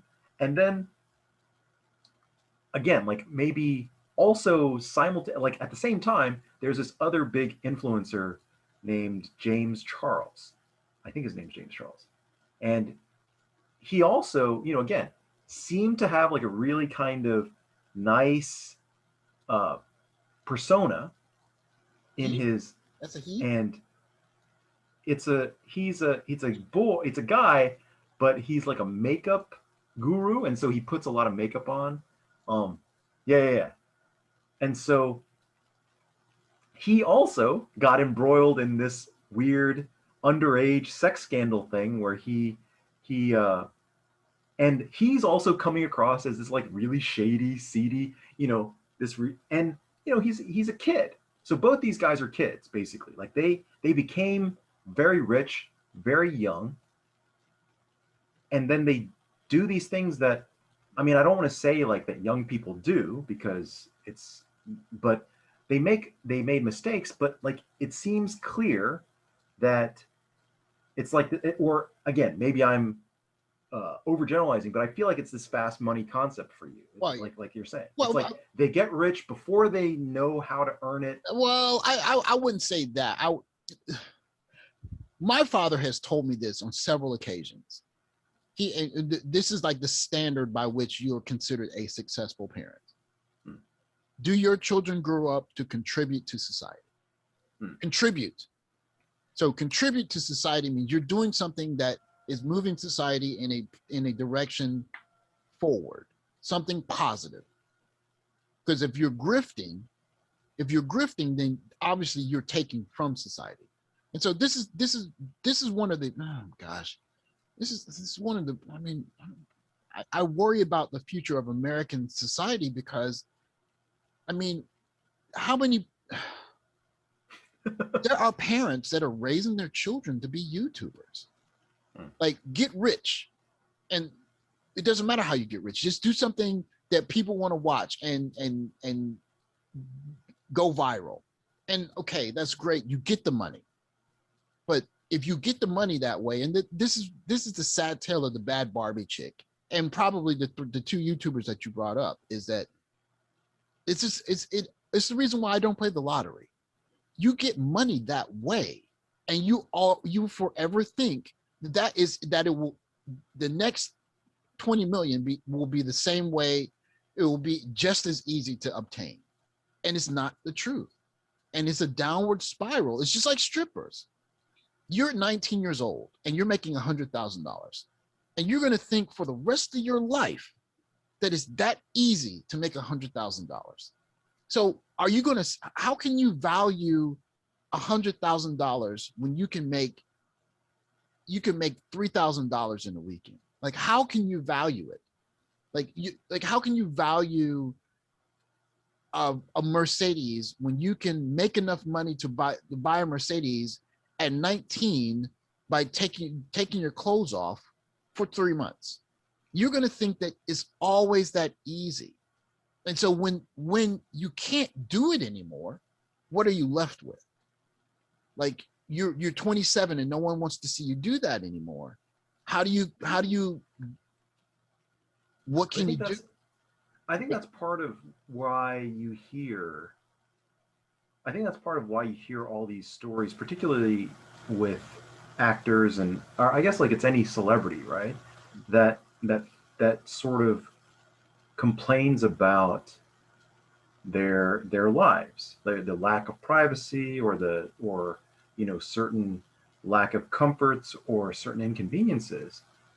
It's like basically, you know, there is, because of the lifestyle, they have like all this money, but they're still people, right? And so to have your entire life scrutinized, or you have to have all the mistakes that you have be like part of news, it creates a type of life that is unbearable, you know and and even at the best of times, and so, like,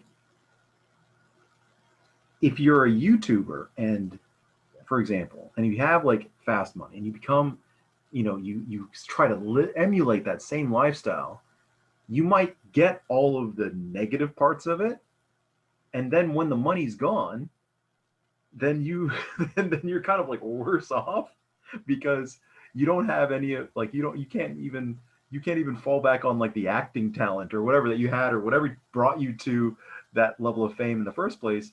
Like, and you're, like, you've got all these people that are wanting you to fail, and or that are, that want to drive you down, and you have all this weird public pressure, and then, and how can you even learn how to be humble, or learn how to Oh, interact with regular people, or have regular relationships? Like, you see, like, how pretty rare it is, like, in with people that are just regular people. It's hard to make any of these kinds of things work.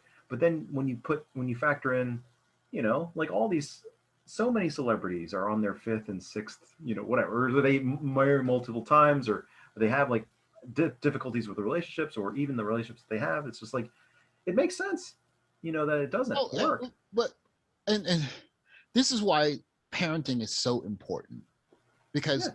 parenting teaches value, self-value, right? So think about some of the things that you do without thinking, right?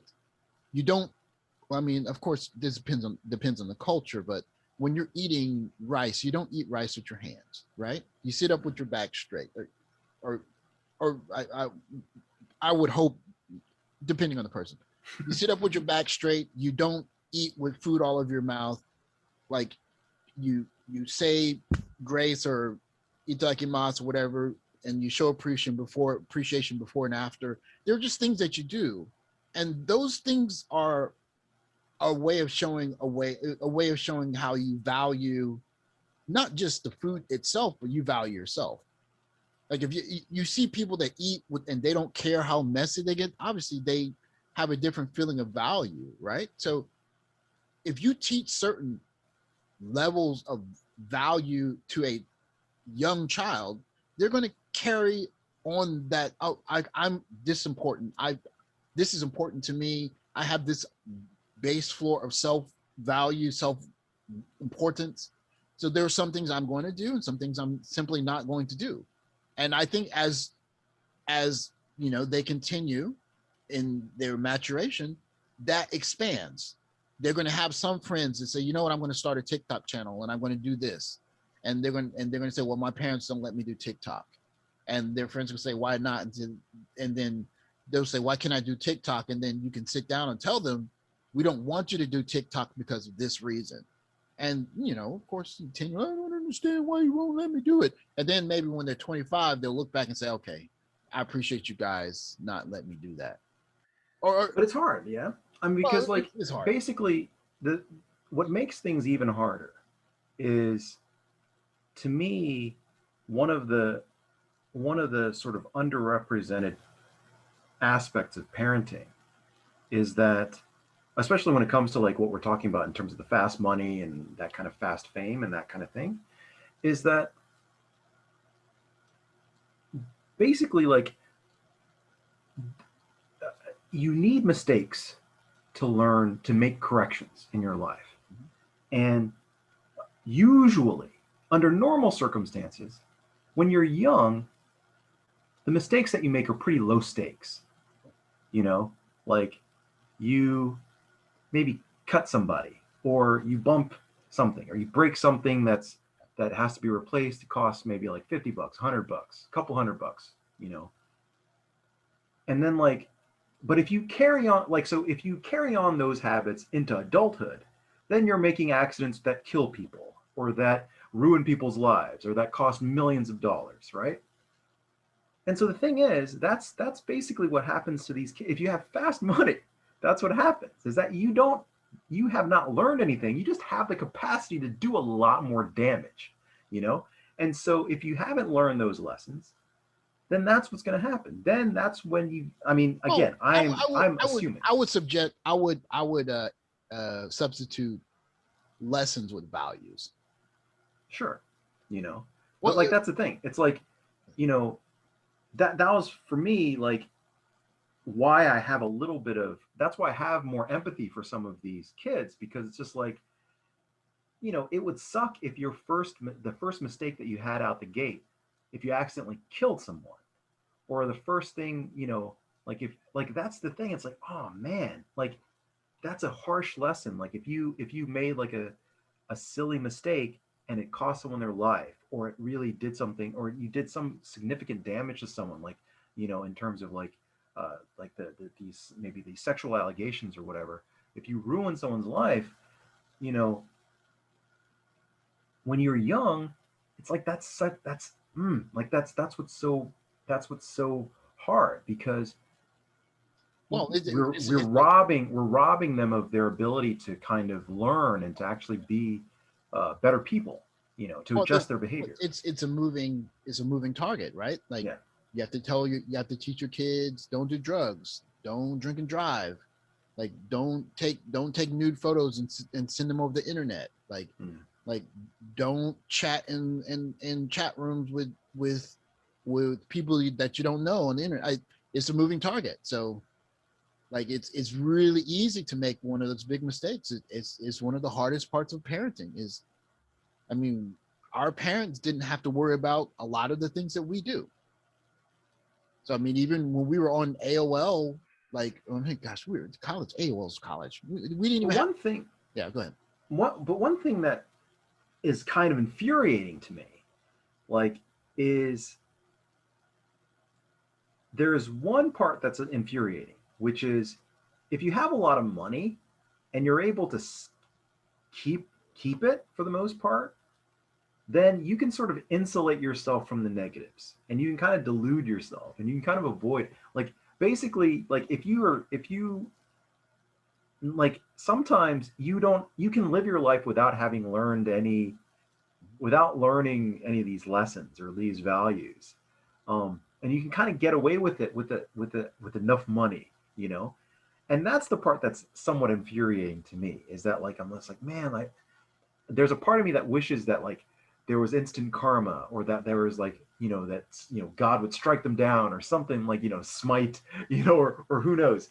But like, but the reality is, at least in our world, in our reality, like, um, a lot of times people can skirt by with enough money. They're able to get away with stuff. Like they're able to get away with these great crimes, or they're able to get away with some with being terrible in some capacity, and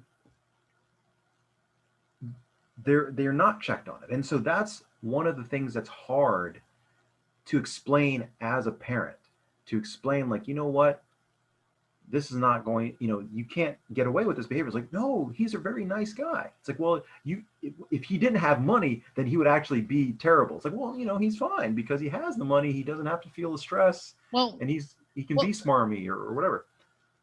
well, I have some isms that my father always tells me. One of the isms he says it to me still to this day is he says Mm. that there are basic laws to the universe that basically are not going to change. So we might think, even with the internet and fast money, we might think that those laws might change, but some laws don't change regardless of how people change or how the world around us changes. And one of Mm. them is simply, and I remember my father made me say this over and over and over when I was like 9 to 10 years old. And I was like, why are you making me say this?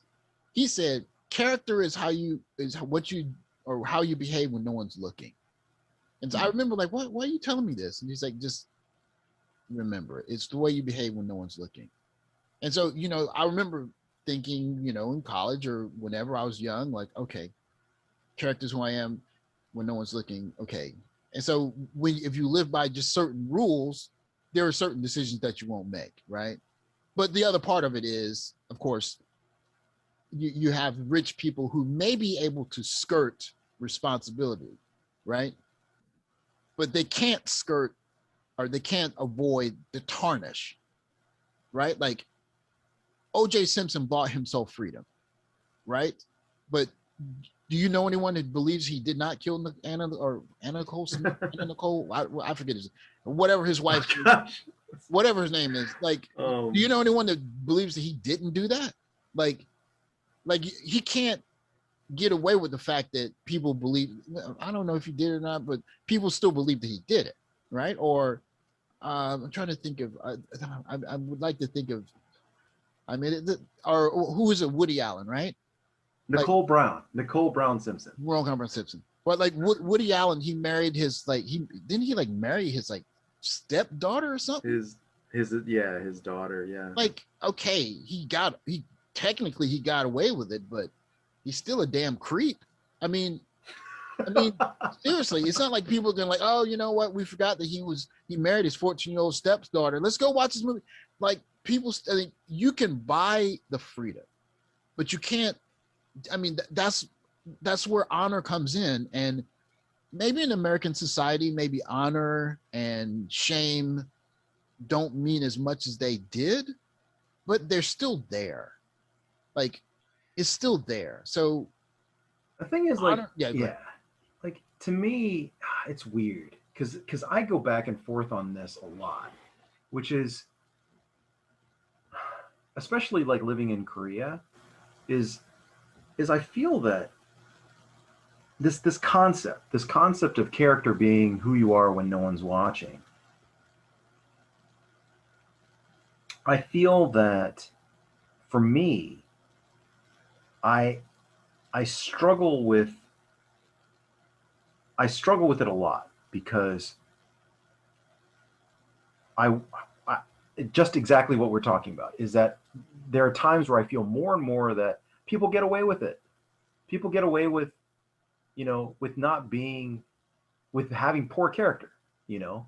It doesn't seem to matter. And the concepts of honor, no one really cares about it.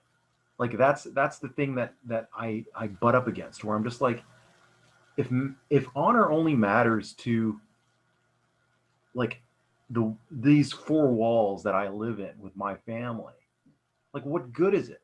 You know? Well, Like yeah, what good is it? but you have to remember, it seems like, okay, so you know how you see a sandcastle, you build a sandcastle at the beach.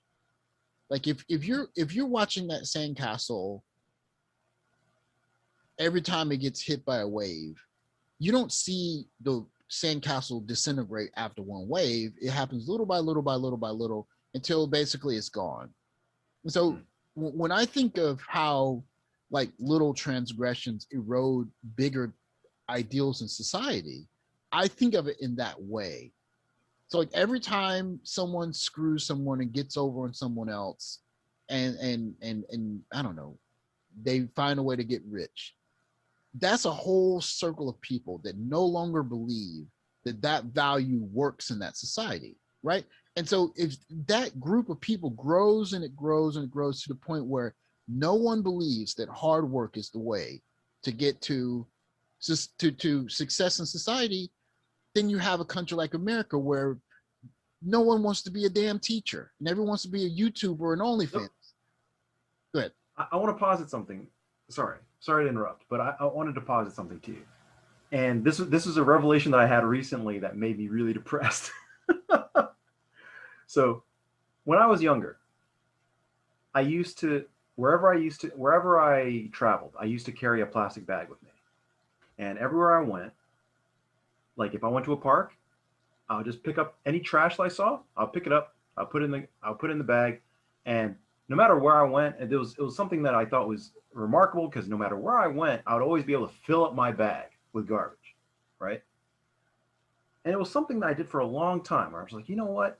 If everybody picks up a little bit of garbage wherever they go, then we're going to be able to make up for the people that are littering, and it's going to be, one of these days I'm going to show up at a beach and there's going to be nothing for me to pick up, because there's more good people than there are crappy people. So one of these days, I'm going to show up and there's not going to be any garbage for me to pick up. And I gave up. I gave up doing that.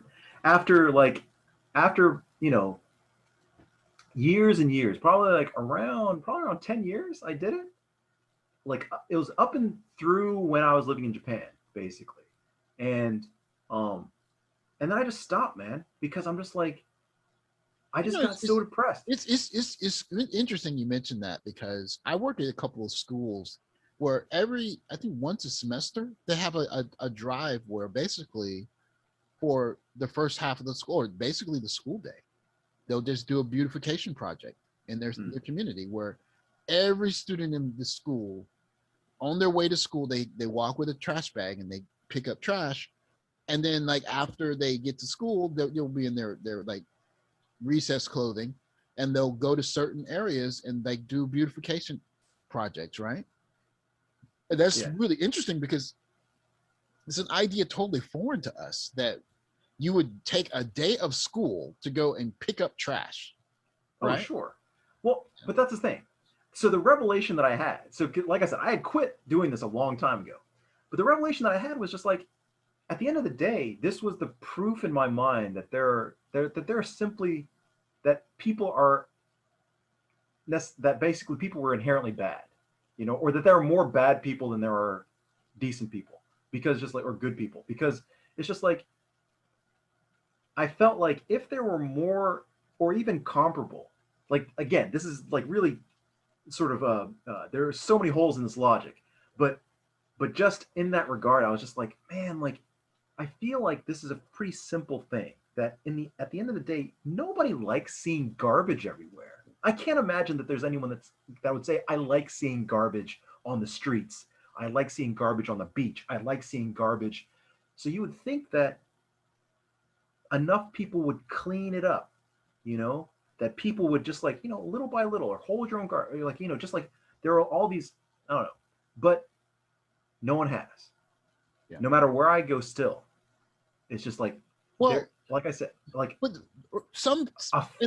filling plastic bags of garbage. No matter where I go, I can fill a plastic bag full of garbage. Well, again, this goes back to home training because there's the balance between immediate gratification and delayed gratification. Like it's as simple as I'm holding this piece of paper.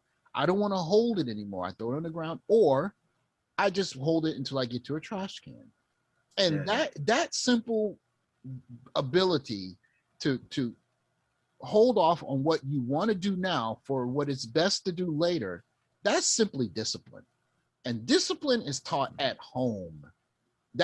Discipline is simply put something that mom and dad teach you.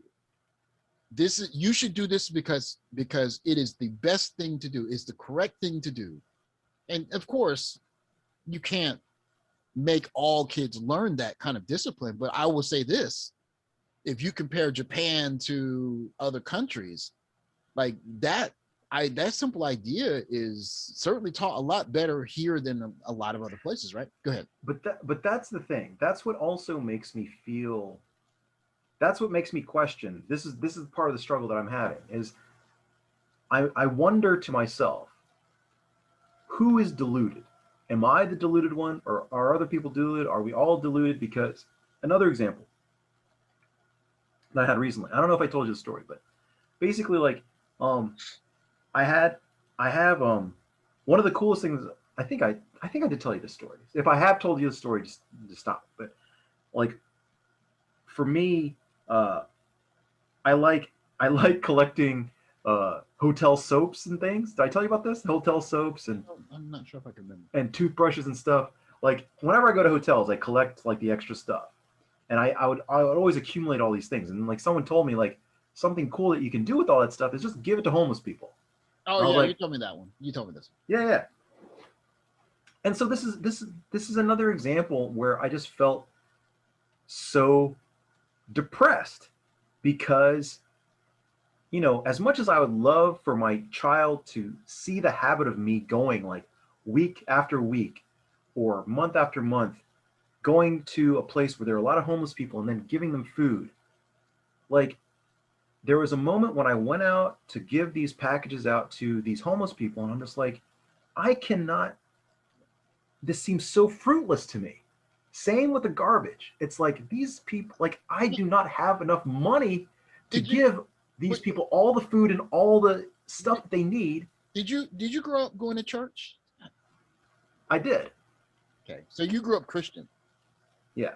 Okay, so okay, I because well, I think one of the things I kind of picked up on church just growing up is do the best you can, right? Do make your small dent in the universe, positive dent, and as a single individual, that's it makes you feel a little bit better to help someone else feel a little bit better, right? Because as a single individual, and that's Well, that was the despair that I had though. That was the despair. That was me coming into face to face with the despair because it was in that moment where uh, I guess like it's weird because there were people that were clearly appreciative of the stuff that I was giving out that day. But then there was the thought struck me that I was just like, man, like there are also disappointed people that I didn't have more, that I couldn't give more. And and I was just then thinking like, how much more can I give? Do I give as much as I can? Do I just give enough that I can sustain myself? Do I give a little bit, give to where it's a little bit painful for me? Like, like how much of it is for me? Is it my own vanity about this? How much of it is my own sense of what I can, like my own power? Like how much can I help these people, or I am helping these people? And how useful is this? In the end of the day, are any of these people going to care, or is it going to affect their lives at all? In any meaningful way? And that was the struggle that I had, and that was another thing where I was just like, I'm not going to do it.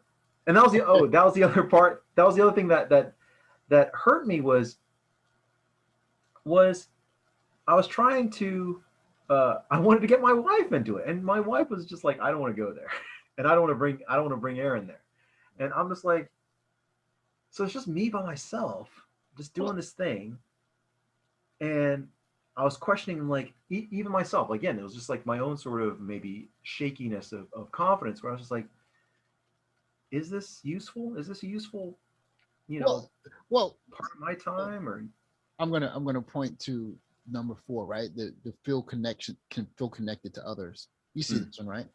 yeah, So the way I would respond to what you're saying is maybe for some of those people you couldn't give them something directly, mm, but what you didn't give them in something tangible, you gave them in just the feeling that somebody cares.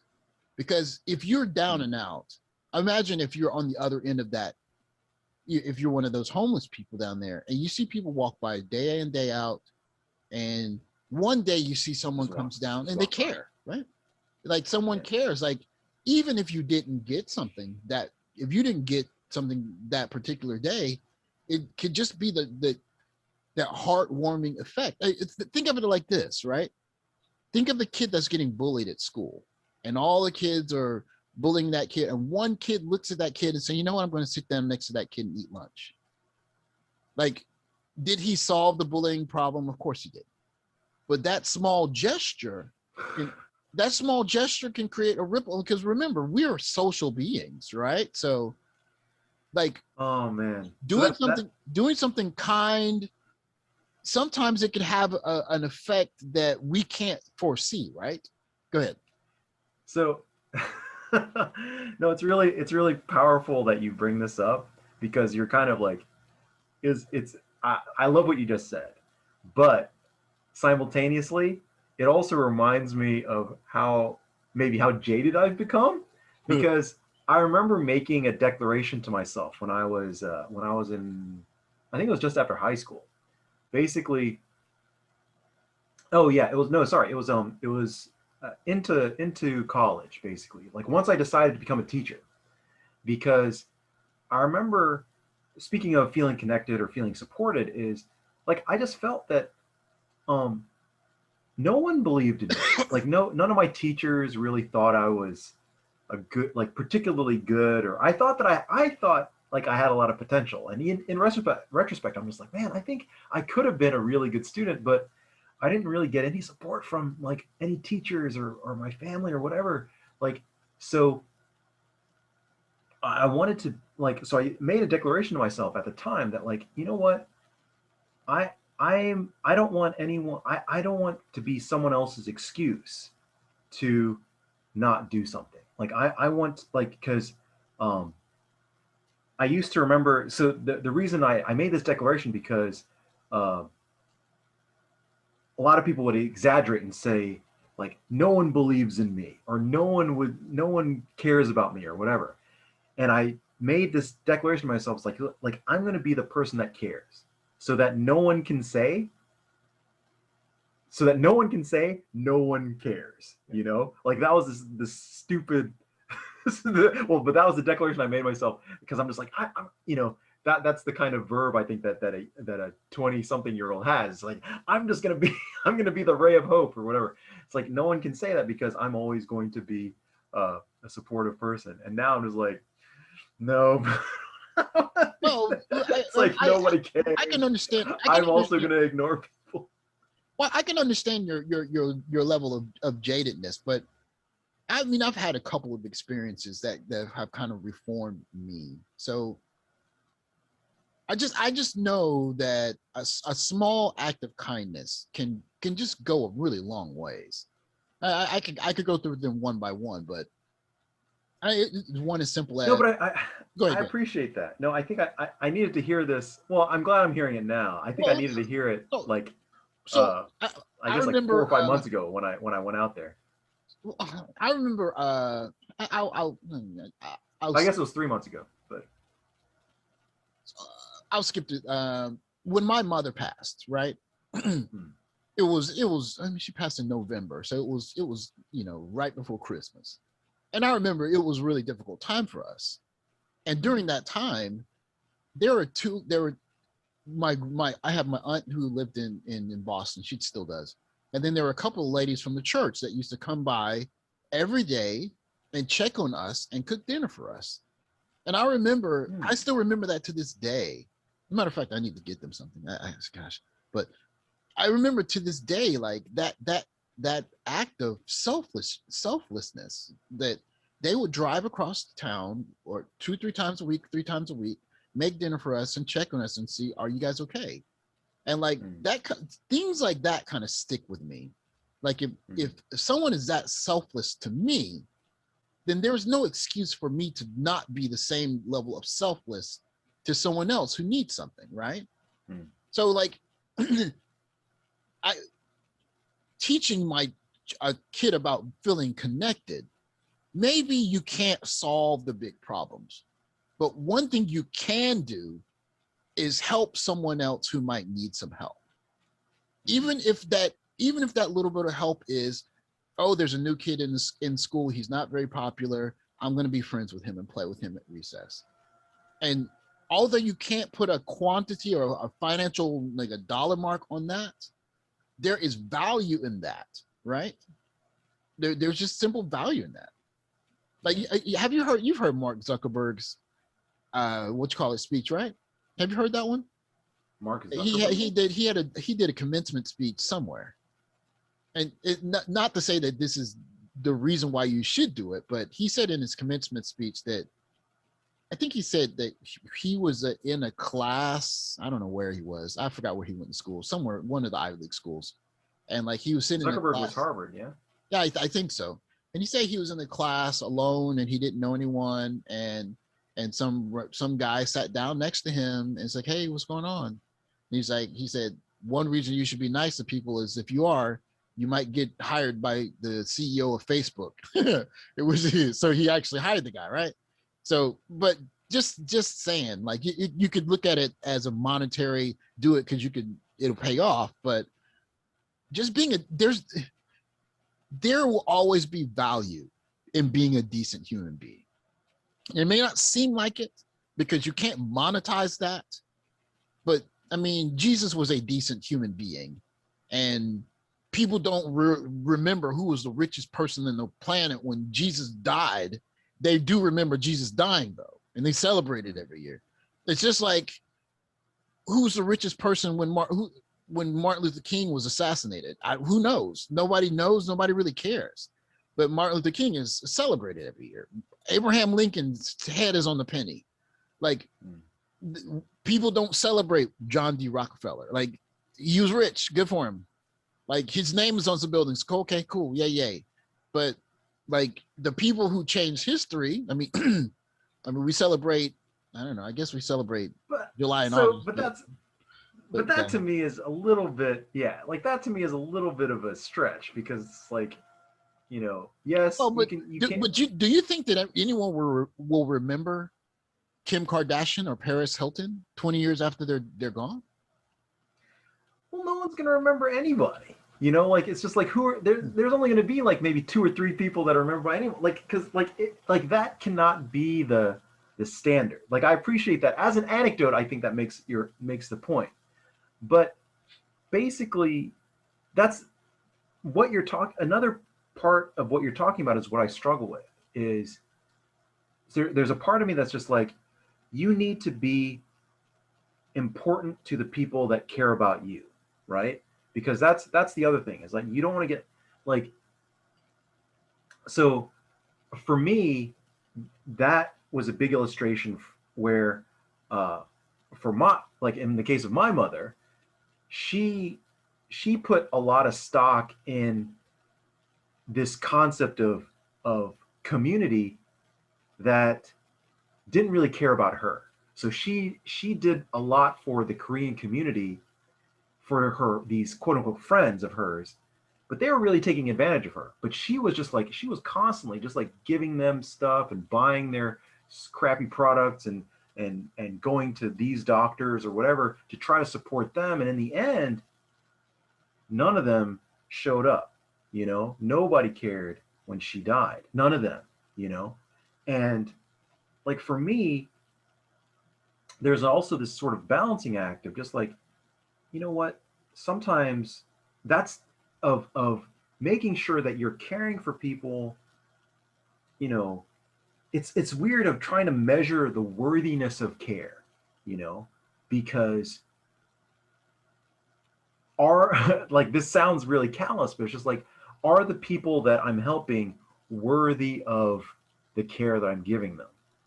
Because as much as I'd like to believe, or I'd like to try to act in the way, of Jesus Christ, of just like, you want to try to do the best you can for even the people that you think of the least. Like, I'm not Jesus Christ. I'm not, like, I'm not some supernatural being, right? Like, I have limited means, and I have limited capacity and time and ability. And so for me, it's just like I have to measure myself, and I try to make sure that like I can barely care for my family, Well, like but wholly, and I would say this in response to your mother, and this is the complexity of the ripple effect of human behavior. Hmm. Like there's only so much that we can see, okay? But Hmm. imagine this scenario, okay? Imagine like you had a Korean community, you knew other kids and all of this, right? Like you guys were supporting other Korean businesses and all of this, right? Hmm. Now imagine the people who did not come see your mother. Imagine their kids looking at their parents and say, "Are we going to go see Michael's mom, or we're going to go visit her?" And they say, "No, we're too busy." Now imagine what that kind of reaction had in terms of those kids react their relationship to their parents. So like again, like it's like forces interacting against each other. You got to do what I say because I told you. Well, yeah, but remember that time you did this happened, you didn't help.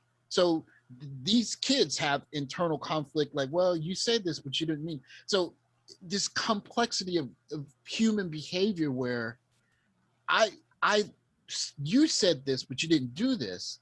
Either I'm going to ignore what you say or I'm going to do what you say just so that you leave me alone. But you see the complexity of it Yeah. where like I mean, as it humans all. we're smart enough to see inconsistencies in what's taught and what's done. So imagine some of those kids looking at their parents and say, you say that the community is important, but this happened. And of course, if that happened with your parent, your mom, that's not the only time that it happened. So they get like, oh, you always say community, community, community, but this happened, this happened, this happened. You didn't do this, you didn't do this. So is the community really important? And then they'll say, yes, it is. And then their kids will be like, explain it then. But to Right? me, like the other part is like that road just leads to more terrible people. Okay, so that's the default. Okay, more terrible people, more people that don't know how to act with other people. Oh, and they're gonna have more. Their children are not gonna know how to deal with people, and then their children are not gonna know how to deal with people.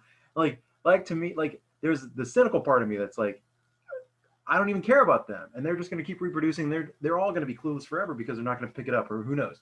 But like at the end of the day, there's another part of me, or the cynical harsh side is just like I don't even care about those people, you know, like, and they don't matter to me, frankly, because because doing the math, like I'm only ever gonna I'm only ever going to meet, like physically meet, about 40,000 people in my life, assuming I meet, if I was actively trying to meet people every day, I'm barely going to meet more than 40,000 people in my life, you know? And the vast majority of them are never going to remember me, So, like, if you, so just such a small, like, relatively small, right? And even so, my reach as an individual is very limited. And uh, as much as people like, people like to exaggerate and say, like, oh, you're a teacher, so you're, every student that you touch, blah, blah, blah, and you've actually affected like millions of people. It's like, like slow down. Like basically for me, my reality is the people that I can influence, the people that I can have any sort of real impact on, are the ones in my community, you know, and that's that's where I feel like that's where I sort of take home what you're talking about, this idea of who am I, what's the person that I want to be, what kind of person do I want my child to Well, see. and I think so. The way you speak of family, you have very limited experience with family and extended family. But I Yeah. can assure you, this is something that's going to happen to you. It's probably already happened to you, but it's going to happen to you more as your son grows older. Is that he's going to do some things that's going to really touch you. Like he's gonna, it's gonna be things that he does in passing that he doesn't think about, and it's going to be something really compassionate or thoughtful, and you're just going to say, well, wow, I didn't, think that he looked at me this way or whatever. And I'm going to be dead far before he does anything. No, that's not true. It's not true. It's not true. And I can tell you why. It's because he's 3 years old now, right? So he is capable of doing stuff. I mean, of course he's always at home, so you don't really have a chance to, but like think of it like this. One day your son's going to come home from school and he's going to complete an assignment and he's going to say, "Oh, Dad, I wrote about you." And you're going to be like, "What?" And he's going to show you something. Or, "Dad, I was talking to my friends about you," and you were like, "What?" And he's like, "Yeah, I told him my dad comes from America. He can speak English and he's really smart." Like, and you're gonna be like, "You said that about me?" Like, it's like you're gonna see it. Like, I don't. Maybe it's because you have such limited experience because you grew up in such a small family, but it's coming. It's coming, and I think you have a level of cynicism that I think that your son is going to dismantle some of that for you. I really honestly believe that. I think in a lot of ways it already has. Like, I mean, I'm sure. I know it has. I know it has. You know, but it's still like, you know, that's, again, this is all part of the struggle. This is all part of like my own sort of meandering through this phase of my life, because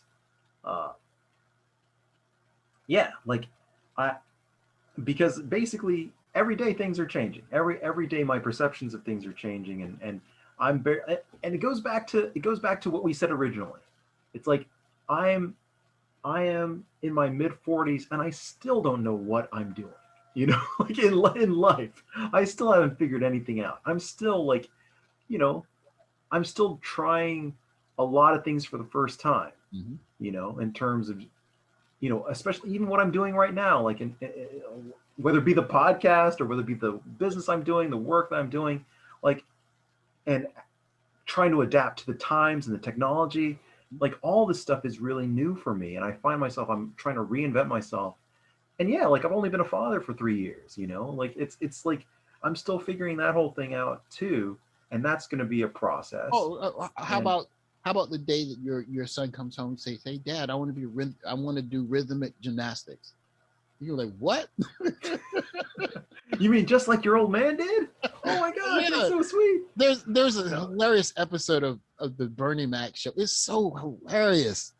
He adopts like his sister's 3 children, and one of them is a boy, right? And so like, there's an episode in the first season where he tries to play football, but he's like a really like nerdy kid.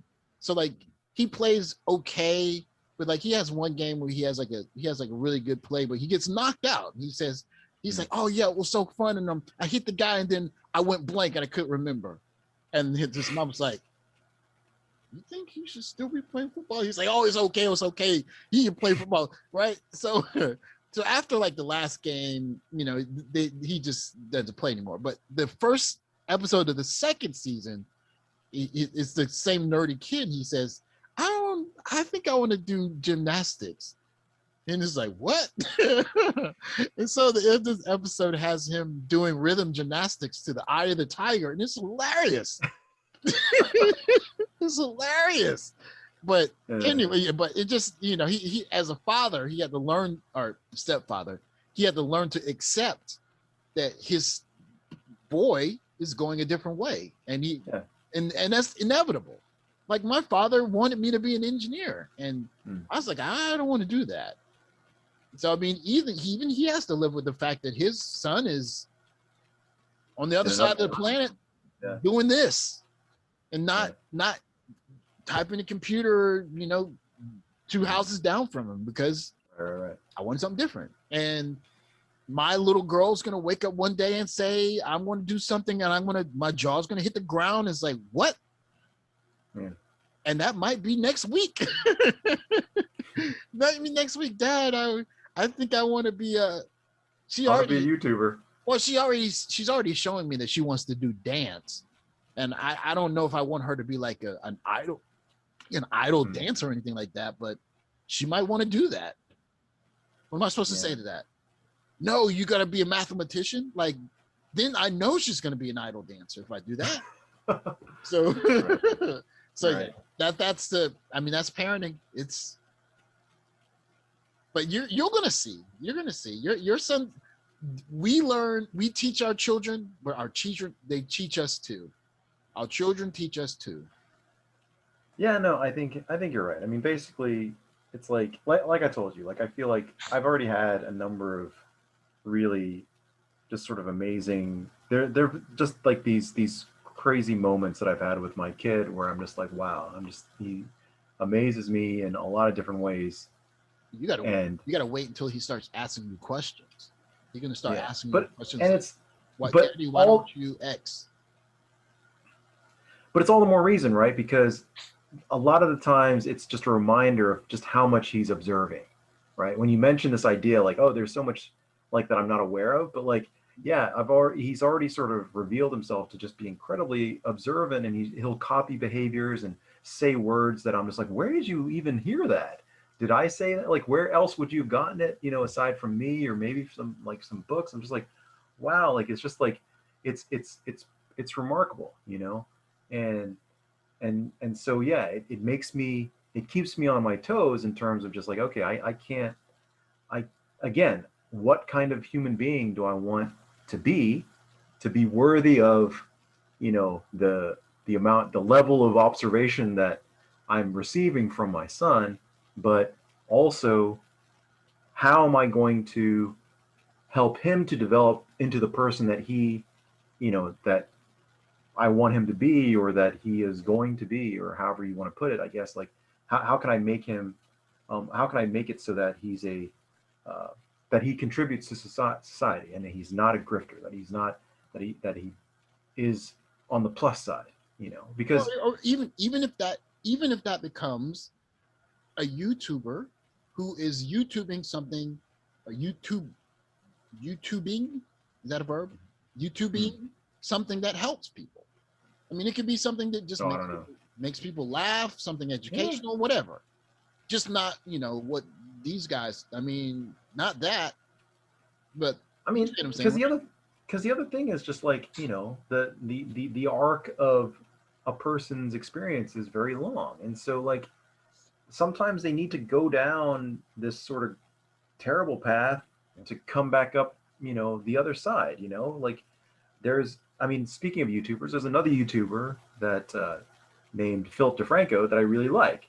And he started out making really skeevy, kind of, like sensationalized, kind of content. And now he's like a legitimate news person, you know? And he kind of and he sort of evolved You had the same. on YouTube. Like Yeah. you saw him go from like this young kid who was just kind of, brash and maybe a little bit sort of, kind of a jerk, and he became a father, and he became Well, and he started and and again, so that's actually a good example because he started YouTubing. I'm sure he didn't have immediate success, right? So like he no, had to yeah, jump in with both feet and say, okay, where do I want to take this, and the learning curve, yeah, and then yeah, he had to work to get to where he is, right? As opposed yeah, to that instant boom, I got money now. Like that scares me. Like I don't know if yeah, anything scares me more than, I don't know, like something like instant cash, like winning the lottery. Like yeah. that scares me. I would not want to win the lottery. Like if I won the lottery, I'd won like $20,000, like $50,000. I would not want like 3 or 5, $10 million. I would not want. Not even now, really. No, absolutely not. Absolutely not. I would not. I think it would be better if I went from where I am now to being worth $5 million in 5 years from now, Hmm. because there would be a process by which I become a different person and the world around me became a different person, and I could Hmm. acclimate myself to that. But just being dropped in the middle of a world with a bunch of money, oh no, no, no. That is a recipe for disaster. Disaster, disaster, I'm not that mature. I would love disaster. $5 million right now. I would not want that. I mean, I would want the $5 million, but more than the $5 million, I would much rather the The idea experience that of earning the no, 5 million. just the idea that would make $5 million and developing the idea in the business. Hmm. Because if you do that, when you have the $5 million, you're going to be around like-minded people. Right now, I don't have any millionaires around me. So everyone around me will be like, hey, give me something, give me money, give me money. Hmm. And no one will be like, hey, you should buy this, you should invest in this, you should, like, there will be no one around me that could help me. But if you go from, okay, I'm to this group, to this group, this group, 5 years from now, you're like, oh yeah, uh, I just bought X number in Bitcoin, and I'm going to invest in so and such company, and I'm investing in these startups, and I'm doing this vulture, or what do you call it? Hmm. Like Venture capital. venture capitalism, right? Like if you are there with $5 million, then you're going to be a multimillionaire in 10 years. But now, yeah, everyone I know would, the first thing they would say is, I need money because X. And that would suck. That would absolutely suck. It's the same thing that happens to these basketball players, right? Or these football players. Like they get a whole bunch of money, and their mother will be like, you owe me $1 million because I raised you. Like, what do you tell your mom? Like, I'm only getting $5 million guaranteed, and after tax is going to be 2.5, 3 million, and you want a third of that? Like, or you're never gonna talk to me again? Like, how do you do that when that would just be the worst. I would no thanks. So I think that the idea of hard work and making your money, making money as you go, and slowly becoming a better person, I think there's still merit in that. Still merit. Yeah. So I'll take the money still. I mean, well, But maybe like if I said, you're a wiser and maybe yeah, but more intelligent person than I am. How many cousins do you have? None that, I mean, effectively none. Like I'm pretty disconnected from my family. I have like more than 40. Like, and I have 3 siblings, and I have what 8 aunts and uncles on my dad's side, and then my mom's side is about as big. So I mean, imagine just going back home and everyone knowing that you have money instantly. That would suck, dude. That would suck. That would totally suck. Well, you can always I go in there with your first purchase could be like a big dog. I would go in there with the scream mask. Like, you saw that someone did that. I think it was a week or two, a month or two ago, maybe. Someone won the lottery and they wore the scream mask, and they signed the oh, they were disguised on when they did it. Oh, okay, so that no one knew that they won, right? But even still, like, I mean, you go back home and all of a sudden, boom, you move, and then boom, you buy a Rolls Royce, and people will know. Like, generally, yeah. Like, people know. But at the end of the day, it's like, yeah, it's interesting. I agree with you. Like, money without the means to get there, like, because it's kind of like its own self-fulfilling prophecy, But anyway, going on here? Okay. Well, you have a family that's out there waiting for you, don't you? You gotta get back to being Inspector Gadget, right? Yeah, I need to get back into it. Yeah. It's tough, man. Like, because yeah, it's another aspect. Very, like, this is not a quick thing, but just like in context, it's like it's one of the rough things that I struggle with is my role as a husband and as a father, because my expectation was, or not my expectation, but just like, or yeah, my expectation was kind of like to have a partnership, and it's, yeah, you're shaking your head. Like, ultimately, yeah, like, in the end, I'm reconciling, or I'm trying to figure out. You're the pilot. Yeah, pilot. just like, yeah, you can't have 2 pilots. You have the pilot and you have the co-pilot. Like, you don't have pilot A, pilot B, right? So like and that's one of the things. I guess it's good for us in Asia because in America the gender roles have just been totally just muddled. So it's like you don't have two captains. You have one captain, or you have no, or if two captains is no captain, right? Like, so you can't fight about who's the leader, who's piloting the ship. So it might feel like it's a heavy burden, but that's like your son. He's looking at like, okay, this is how Dad's got the ship. He's piloting it. He's gonna blow up the Death Star with the X-wing. He's got it, right? And so you can't be like, I don't know if I can fly the X-wing or not. And you have to be like, hey man, like you got to fly like you got Han Solo, man. Like and I'm not calling your wife Chewbacca, but I mean you understand what I'm saying. Like as the I mean, gosh, I might get canceled saying this in 2021, but as the man, as the dad, the husband, like you kind of have to pilot the ship. Like you're going to cooperate in raising him, but there are some things about being a man that your wife cannot teach that little boy. Can't teach him. Women cannot. There until I would say until about 7, 8, 9, your wife is going to do most of the heavy lifting. But after 9, 10, you're going to be doing the heavy lifting with that little boy, because like he's going to start bucking like, hey, I'm a man just like you, Dad. You like, if you don't sit your ass, if you don't sit your ass down, I will bust you in the head. Because like I promise you, this is what happened in my family. It happened in my family. There were a couple of times when I stood up and I bucked at my mom like, hey, like I'm a man. And my dad's like, nope, you're not a man yet.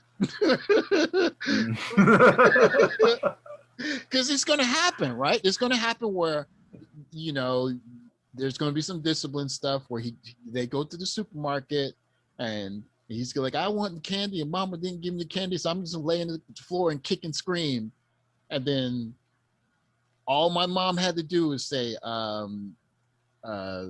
Robert. And my father looked at me like, is what she said the truth? And that didn't have to happen more than a couple times before I got that message. Because remember, and you probably understand a little bit about the dynamic, but look, man, there's only so much your wife can do once your boy gets to a certain age, because he's going to be, strong, fast, he's going to be able whatever. Yeah. But not for you. Like if he's kicking and screaming in the store at 5, 6 years old, and your wife comes home and is like, I took him to the store and he was kicking and screaming, and you like, and he hears you say, what? He says something like, oh my, doggone it. But that's, hello, you hear me, right? Yeah. That's part of the dad, the the mom dad role, right? That's coming. So you might feel like, I don't know how to do it. I don't know how to be. Some of it's gonna kick in, because you'll see. Like I see it all the time with parents that have a mom and a dad, as opposed to parents, especially boys, that have a mom only. Like a lot of those boys the boys will get really spoiled, and they'll be over emotional, right? They'll take a lot of stuff personal, like, oh, the teacher didn't call me in class today. It's not fair. She's being mean to me. And like a mom would be like, oh, it's okay, baby, don't worry. Dad would be like, and did you get the question right or not? Come on, grow up. And like, and there's only so much of the boy running to mom, make me, it's like, protect me from the world, and dad saying, hey, mom can only protect you until 16, 17, then you got to go out in that world regardless. And that's that. You're gonna get some of that, right? So you'll see. You're gonna get some of that. I mean, it's happening already. I know it's happening in certain capacity. It's happening already in terms of. Well, I'm sure you have some of the the way you tell your son to stop doing stuff and the way your wife tells your son to stop doing stuff, I'm certain it's different. Yeah. Because that boy was not in your belly for 9 months. So she can't look at that boy and like, I'm going to smack you in the next week. Not the first child, maybe the second or third one, maybe. The first one's like, oh, my pretty baby boy, I love you. And you look at him like, don't try me. don't I mean, try me. yeah. Don't Yeah. try me. I mean, I hear what you're saying. But oh my gosh, it's so funny to me because I have so many memories of me trying to show my masculinity as a little boy, and my mom was like, no, you crossed the line this time. And then those harrowing words of, wait till your dad gets home. I was like, oh no. well, that's something. What's interesting is that's something I never experienced. That was something I never experienced because ultimately, when I want to say around 15ish, I guess, like when I was taller than my mom, and I knew and I was aware that I was stronger, and like when she hit me, it didn't hurt anymore. Like when I got to that stage, I'm just like, it sort of was over. Hey, listen. I remember probably one of the last spankings that I got. I remember my mom, I would think I was 13, 14, and she hit me or something. I said, that don't hurt. She's like, she's like, what? She said, what? Oh boy. I remember that night. That's funny. That was like one of the last spankings my father gave me, and I got that. I got that message. And it was one of the times he said, like, okay, you're gonna get 4 licks. And I was like, I was trying to be like buck up, and then by the 3rd or 4th lick, I was like, okay, I'm not doing this anymore. we're not going through this anymore. I'm too old for this. So yeah, but yeah, you'll see. Like, and this is one reason why. First of all, the 2-parent family is so important. One, but second, and this happens a lot in the Black community, where you have some, especially boys, growing up in single mother homes. If you can break that cycle in one generation, like for your son, it's going to be totally normal. Mom's this way, dad's this way, and when he grows up and he finds a woman, I'm supposed to be like dad, you're supposed to be like my mom. All right, you got it. All right, break. Right? So you're gonna teach him that. You're gonna teach him that. So, like, yeah. Don't hopefully. Be jaded, son. Don't be jaded, son. You can help the world one random act of kindness at a time. Or he might teach you that. You might be surprised. No, I appreciate it. I think it's good. I feel much better than I did when we first started. I was pretty yeah. Oh. But anyway, I think I have a long way to go. I have a long way to go. Well, but you know who's going to teach you more than anyone? It's going to be those 2 other people in that other room, and they're gonna teach you some things that, as a father, you probably would never have imagined that you'd learn. So, as crazy as it sounds, it's the truth. It's the truth. Yeah, it's the truth. How many Father's Days have you had? 2, right? This is your 3rd one coming, right? Yeah. So, like, I mean, you have Father's Days coming, and you have daddy birthdays coming, and Christmas is coming, and your son's going to be at the store with your wife, and he's going to say, I want to do this for dad. I want to do this for dad. And you're probably going to be crying. You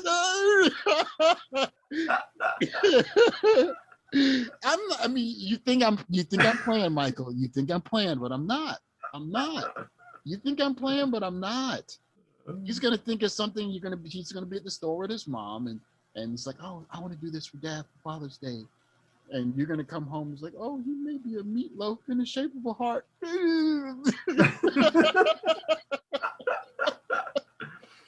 Oh, but it's true. It's true. It's Yeah. it's coming, Mike. I look forward to Make sure you record it so I can see it. it. It's gonna be a sad day when that stuff doesn't happen. I'll be crying for a different reason. I'll be like, man, you No, promised me, man. it won't be that, but it won't be that. But you'll see, because I mean, you hug your son, right? You guys, you hug him and like, good night. Yes, it's coming, dude. It's coming, dude. That boy's gonna make you, especially you, as cynical as I you mean, are. it's He's gonna make you cry. Like he's gonna have. it's one of my favorite things. My favorite things in the world is, and I know it'll go away at some point, but one of my favorite things in the world is just how he leans into me. What do you mean? Like he just finds excuses to be near me, and he'll just kind of be like, yeah, of course. He'll just be like, he'll just kind of push me, and he's just kind of like, I just like it reminds me a little bit of like a cat, just like making me know that he's there, and nice. And I love it. I love it. It's just like, he won't even be doing anything, but he'll just be pushing into me, and I'm just like, you're gonna start wrestling so him. You're gonna start wrestling him in a little bit. That's gonna be fun. You're gonna enjoy that. You're gonna enjoy that. Like he's gonna run up to you and he's gonna hit you in the stomach. You're like, hey, come here, and then you're gonna wrestle him. You're gonna enjoy that. All of that's coming. All of it's coming. You're gonna enjoy the heck out of that. I promise you. I can't do it because I got a little girl. By the time it starts, he's probably gonna be able to take me down. I'm losing like my vitality. No, man, you're gonna have old man strength, man. You're gonna have old man strength until probably. I need to start working out. No, he's probably gonna hit you a little bit too hard one time. You're gonna grab him and surprise him. Like, hey. I'm not a little, yeah. They call it old man strength. That's what you get in your 40s and 50s. You're gonna show. I hope so. All right, Mike. Let me go ahead and get this video transcribing, and I will try to get this one up by the middle of the week, sir. And hopefully your wife is feeling better. Yeah, she's feeling better, a little bit, but it'll take some time, but it's all good. It's all good. Hey, well, partnership sounds good on paper, but every team has a captain. Every team has a captain, right? So I'm the captain now. Or I guess I've always been the captain. Is that right, Captain Phillips? Yeah. I'm the captain now. Look at me. I'm the captain now. All right, Mike. Have a good one, man. See you then. I'll see you in the next one.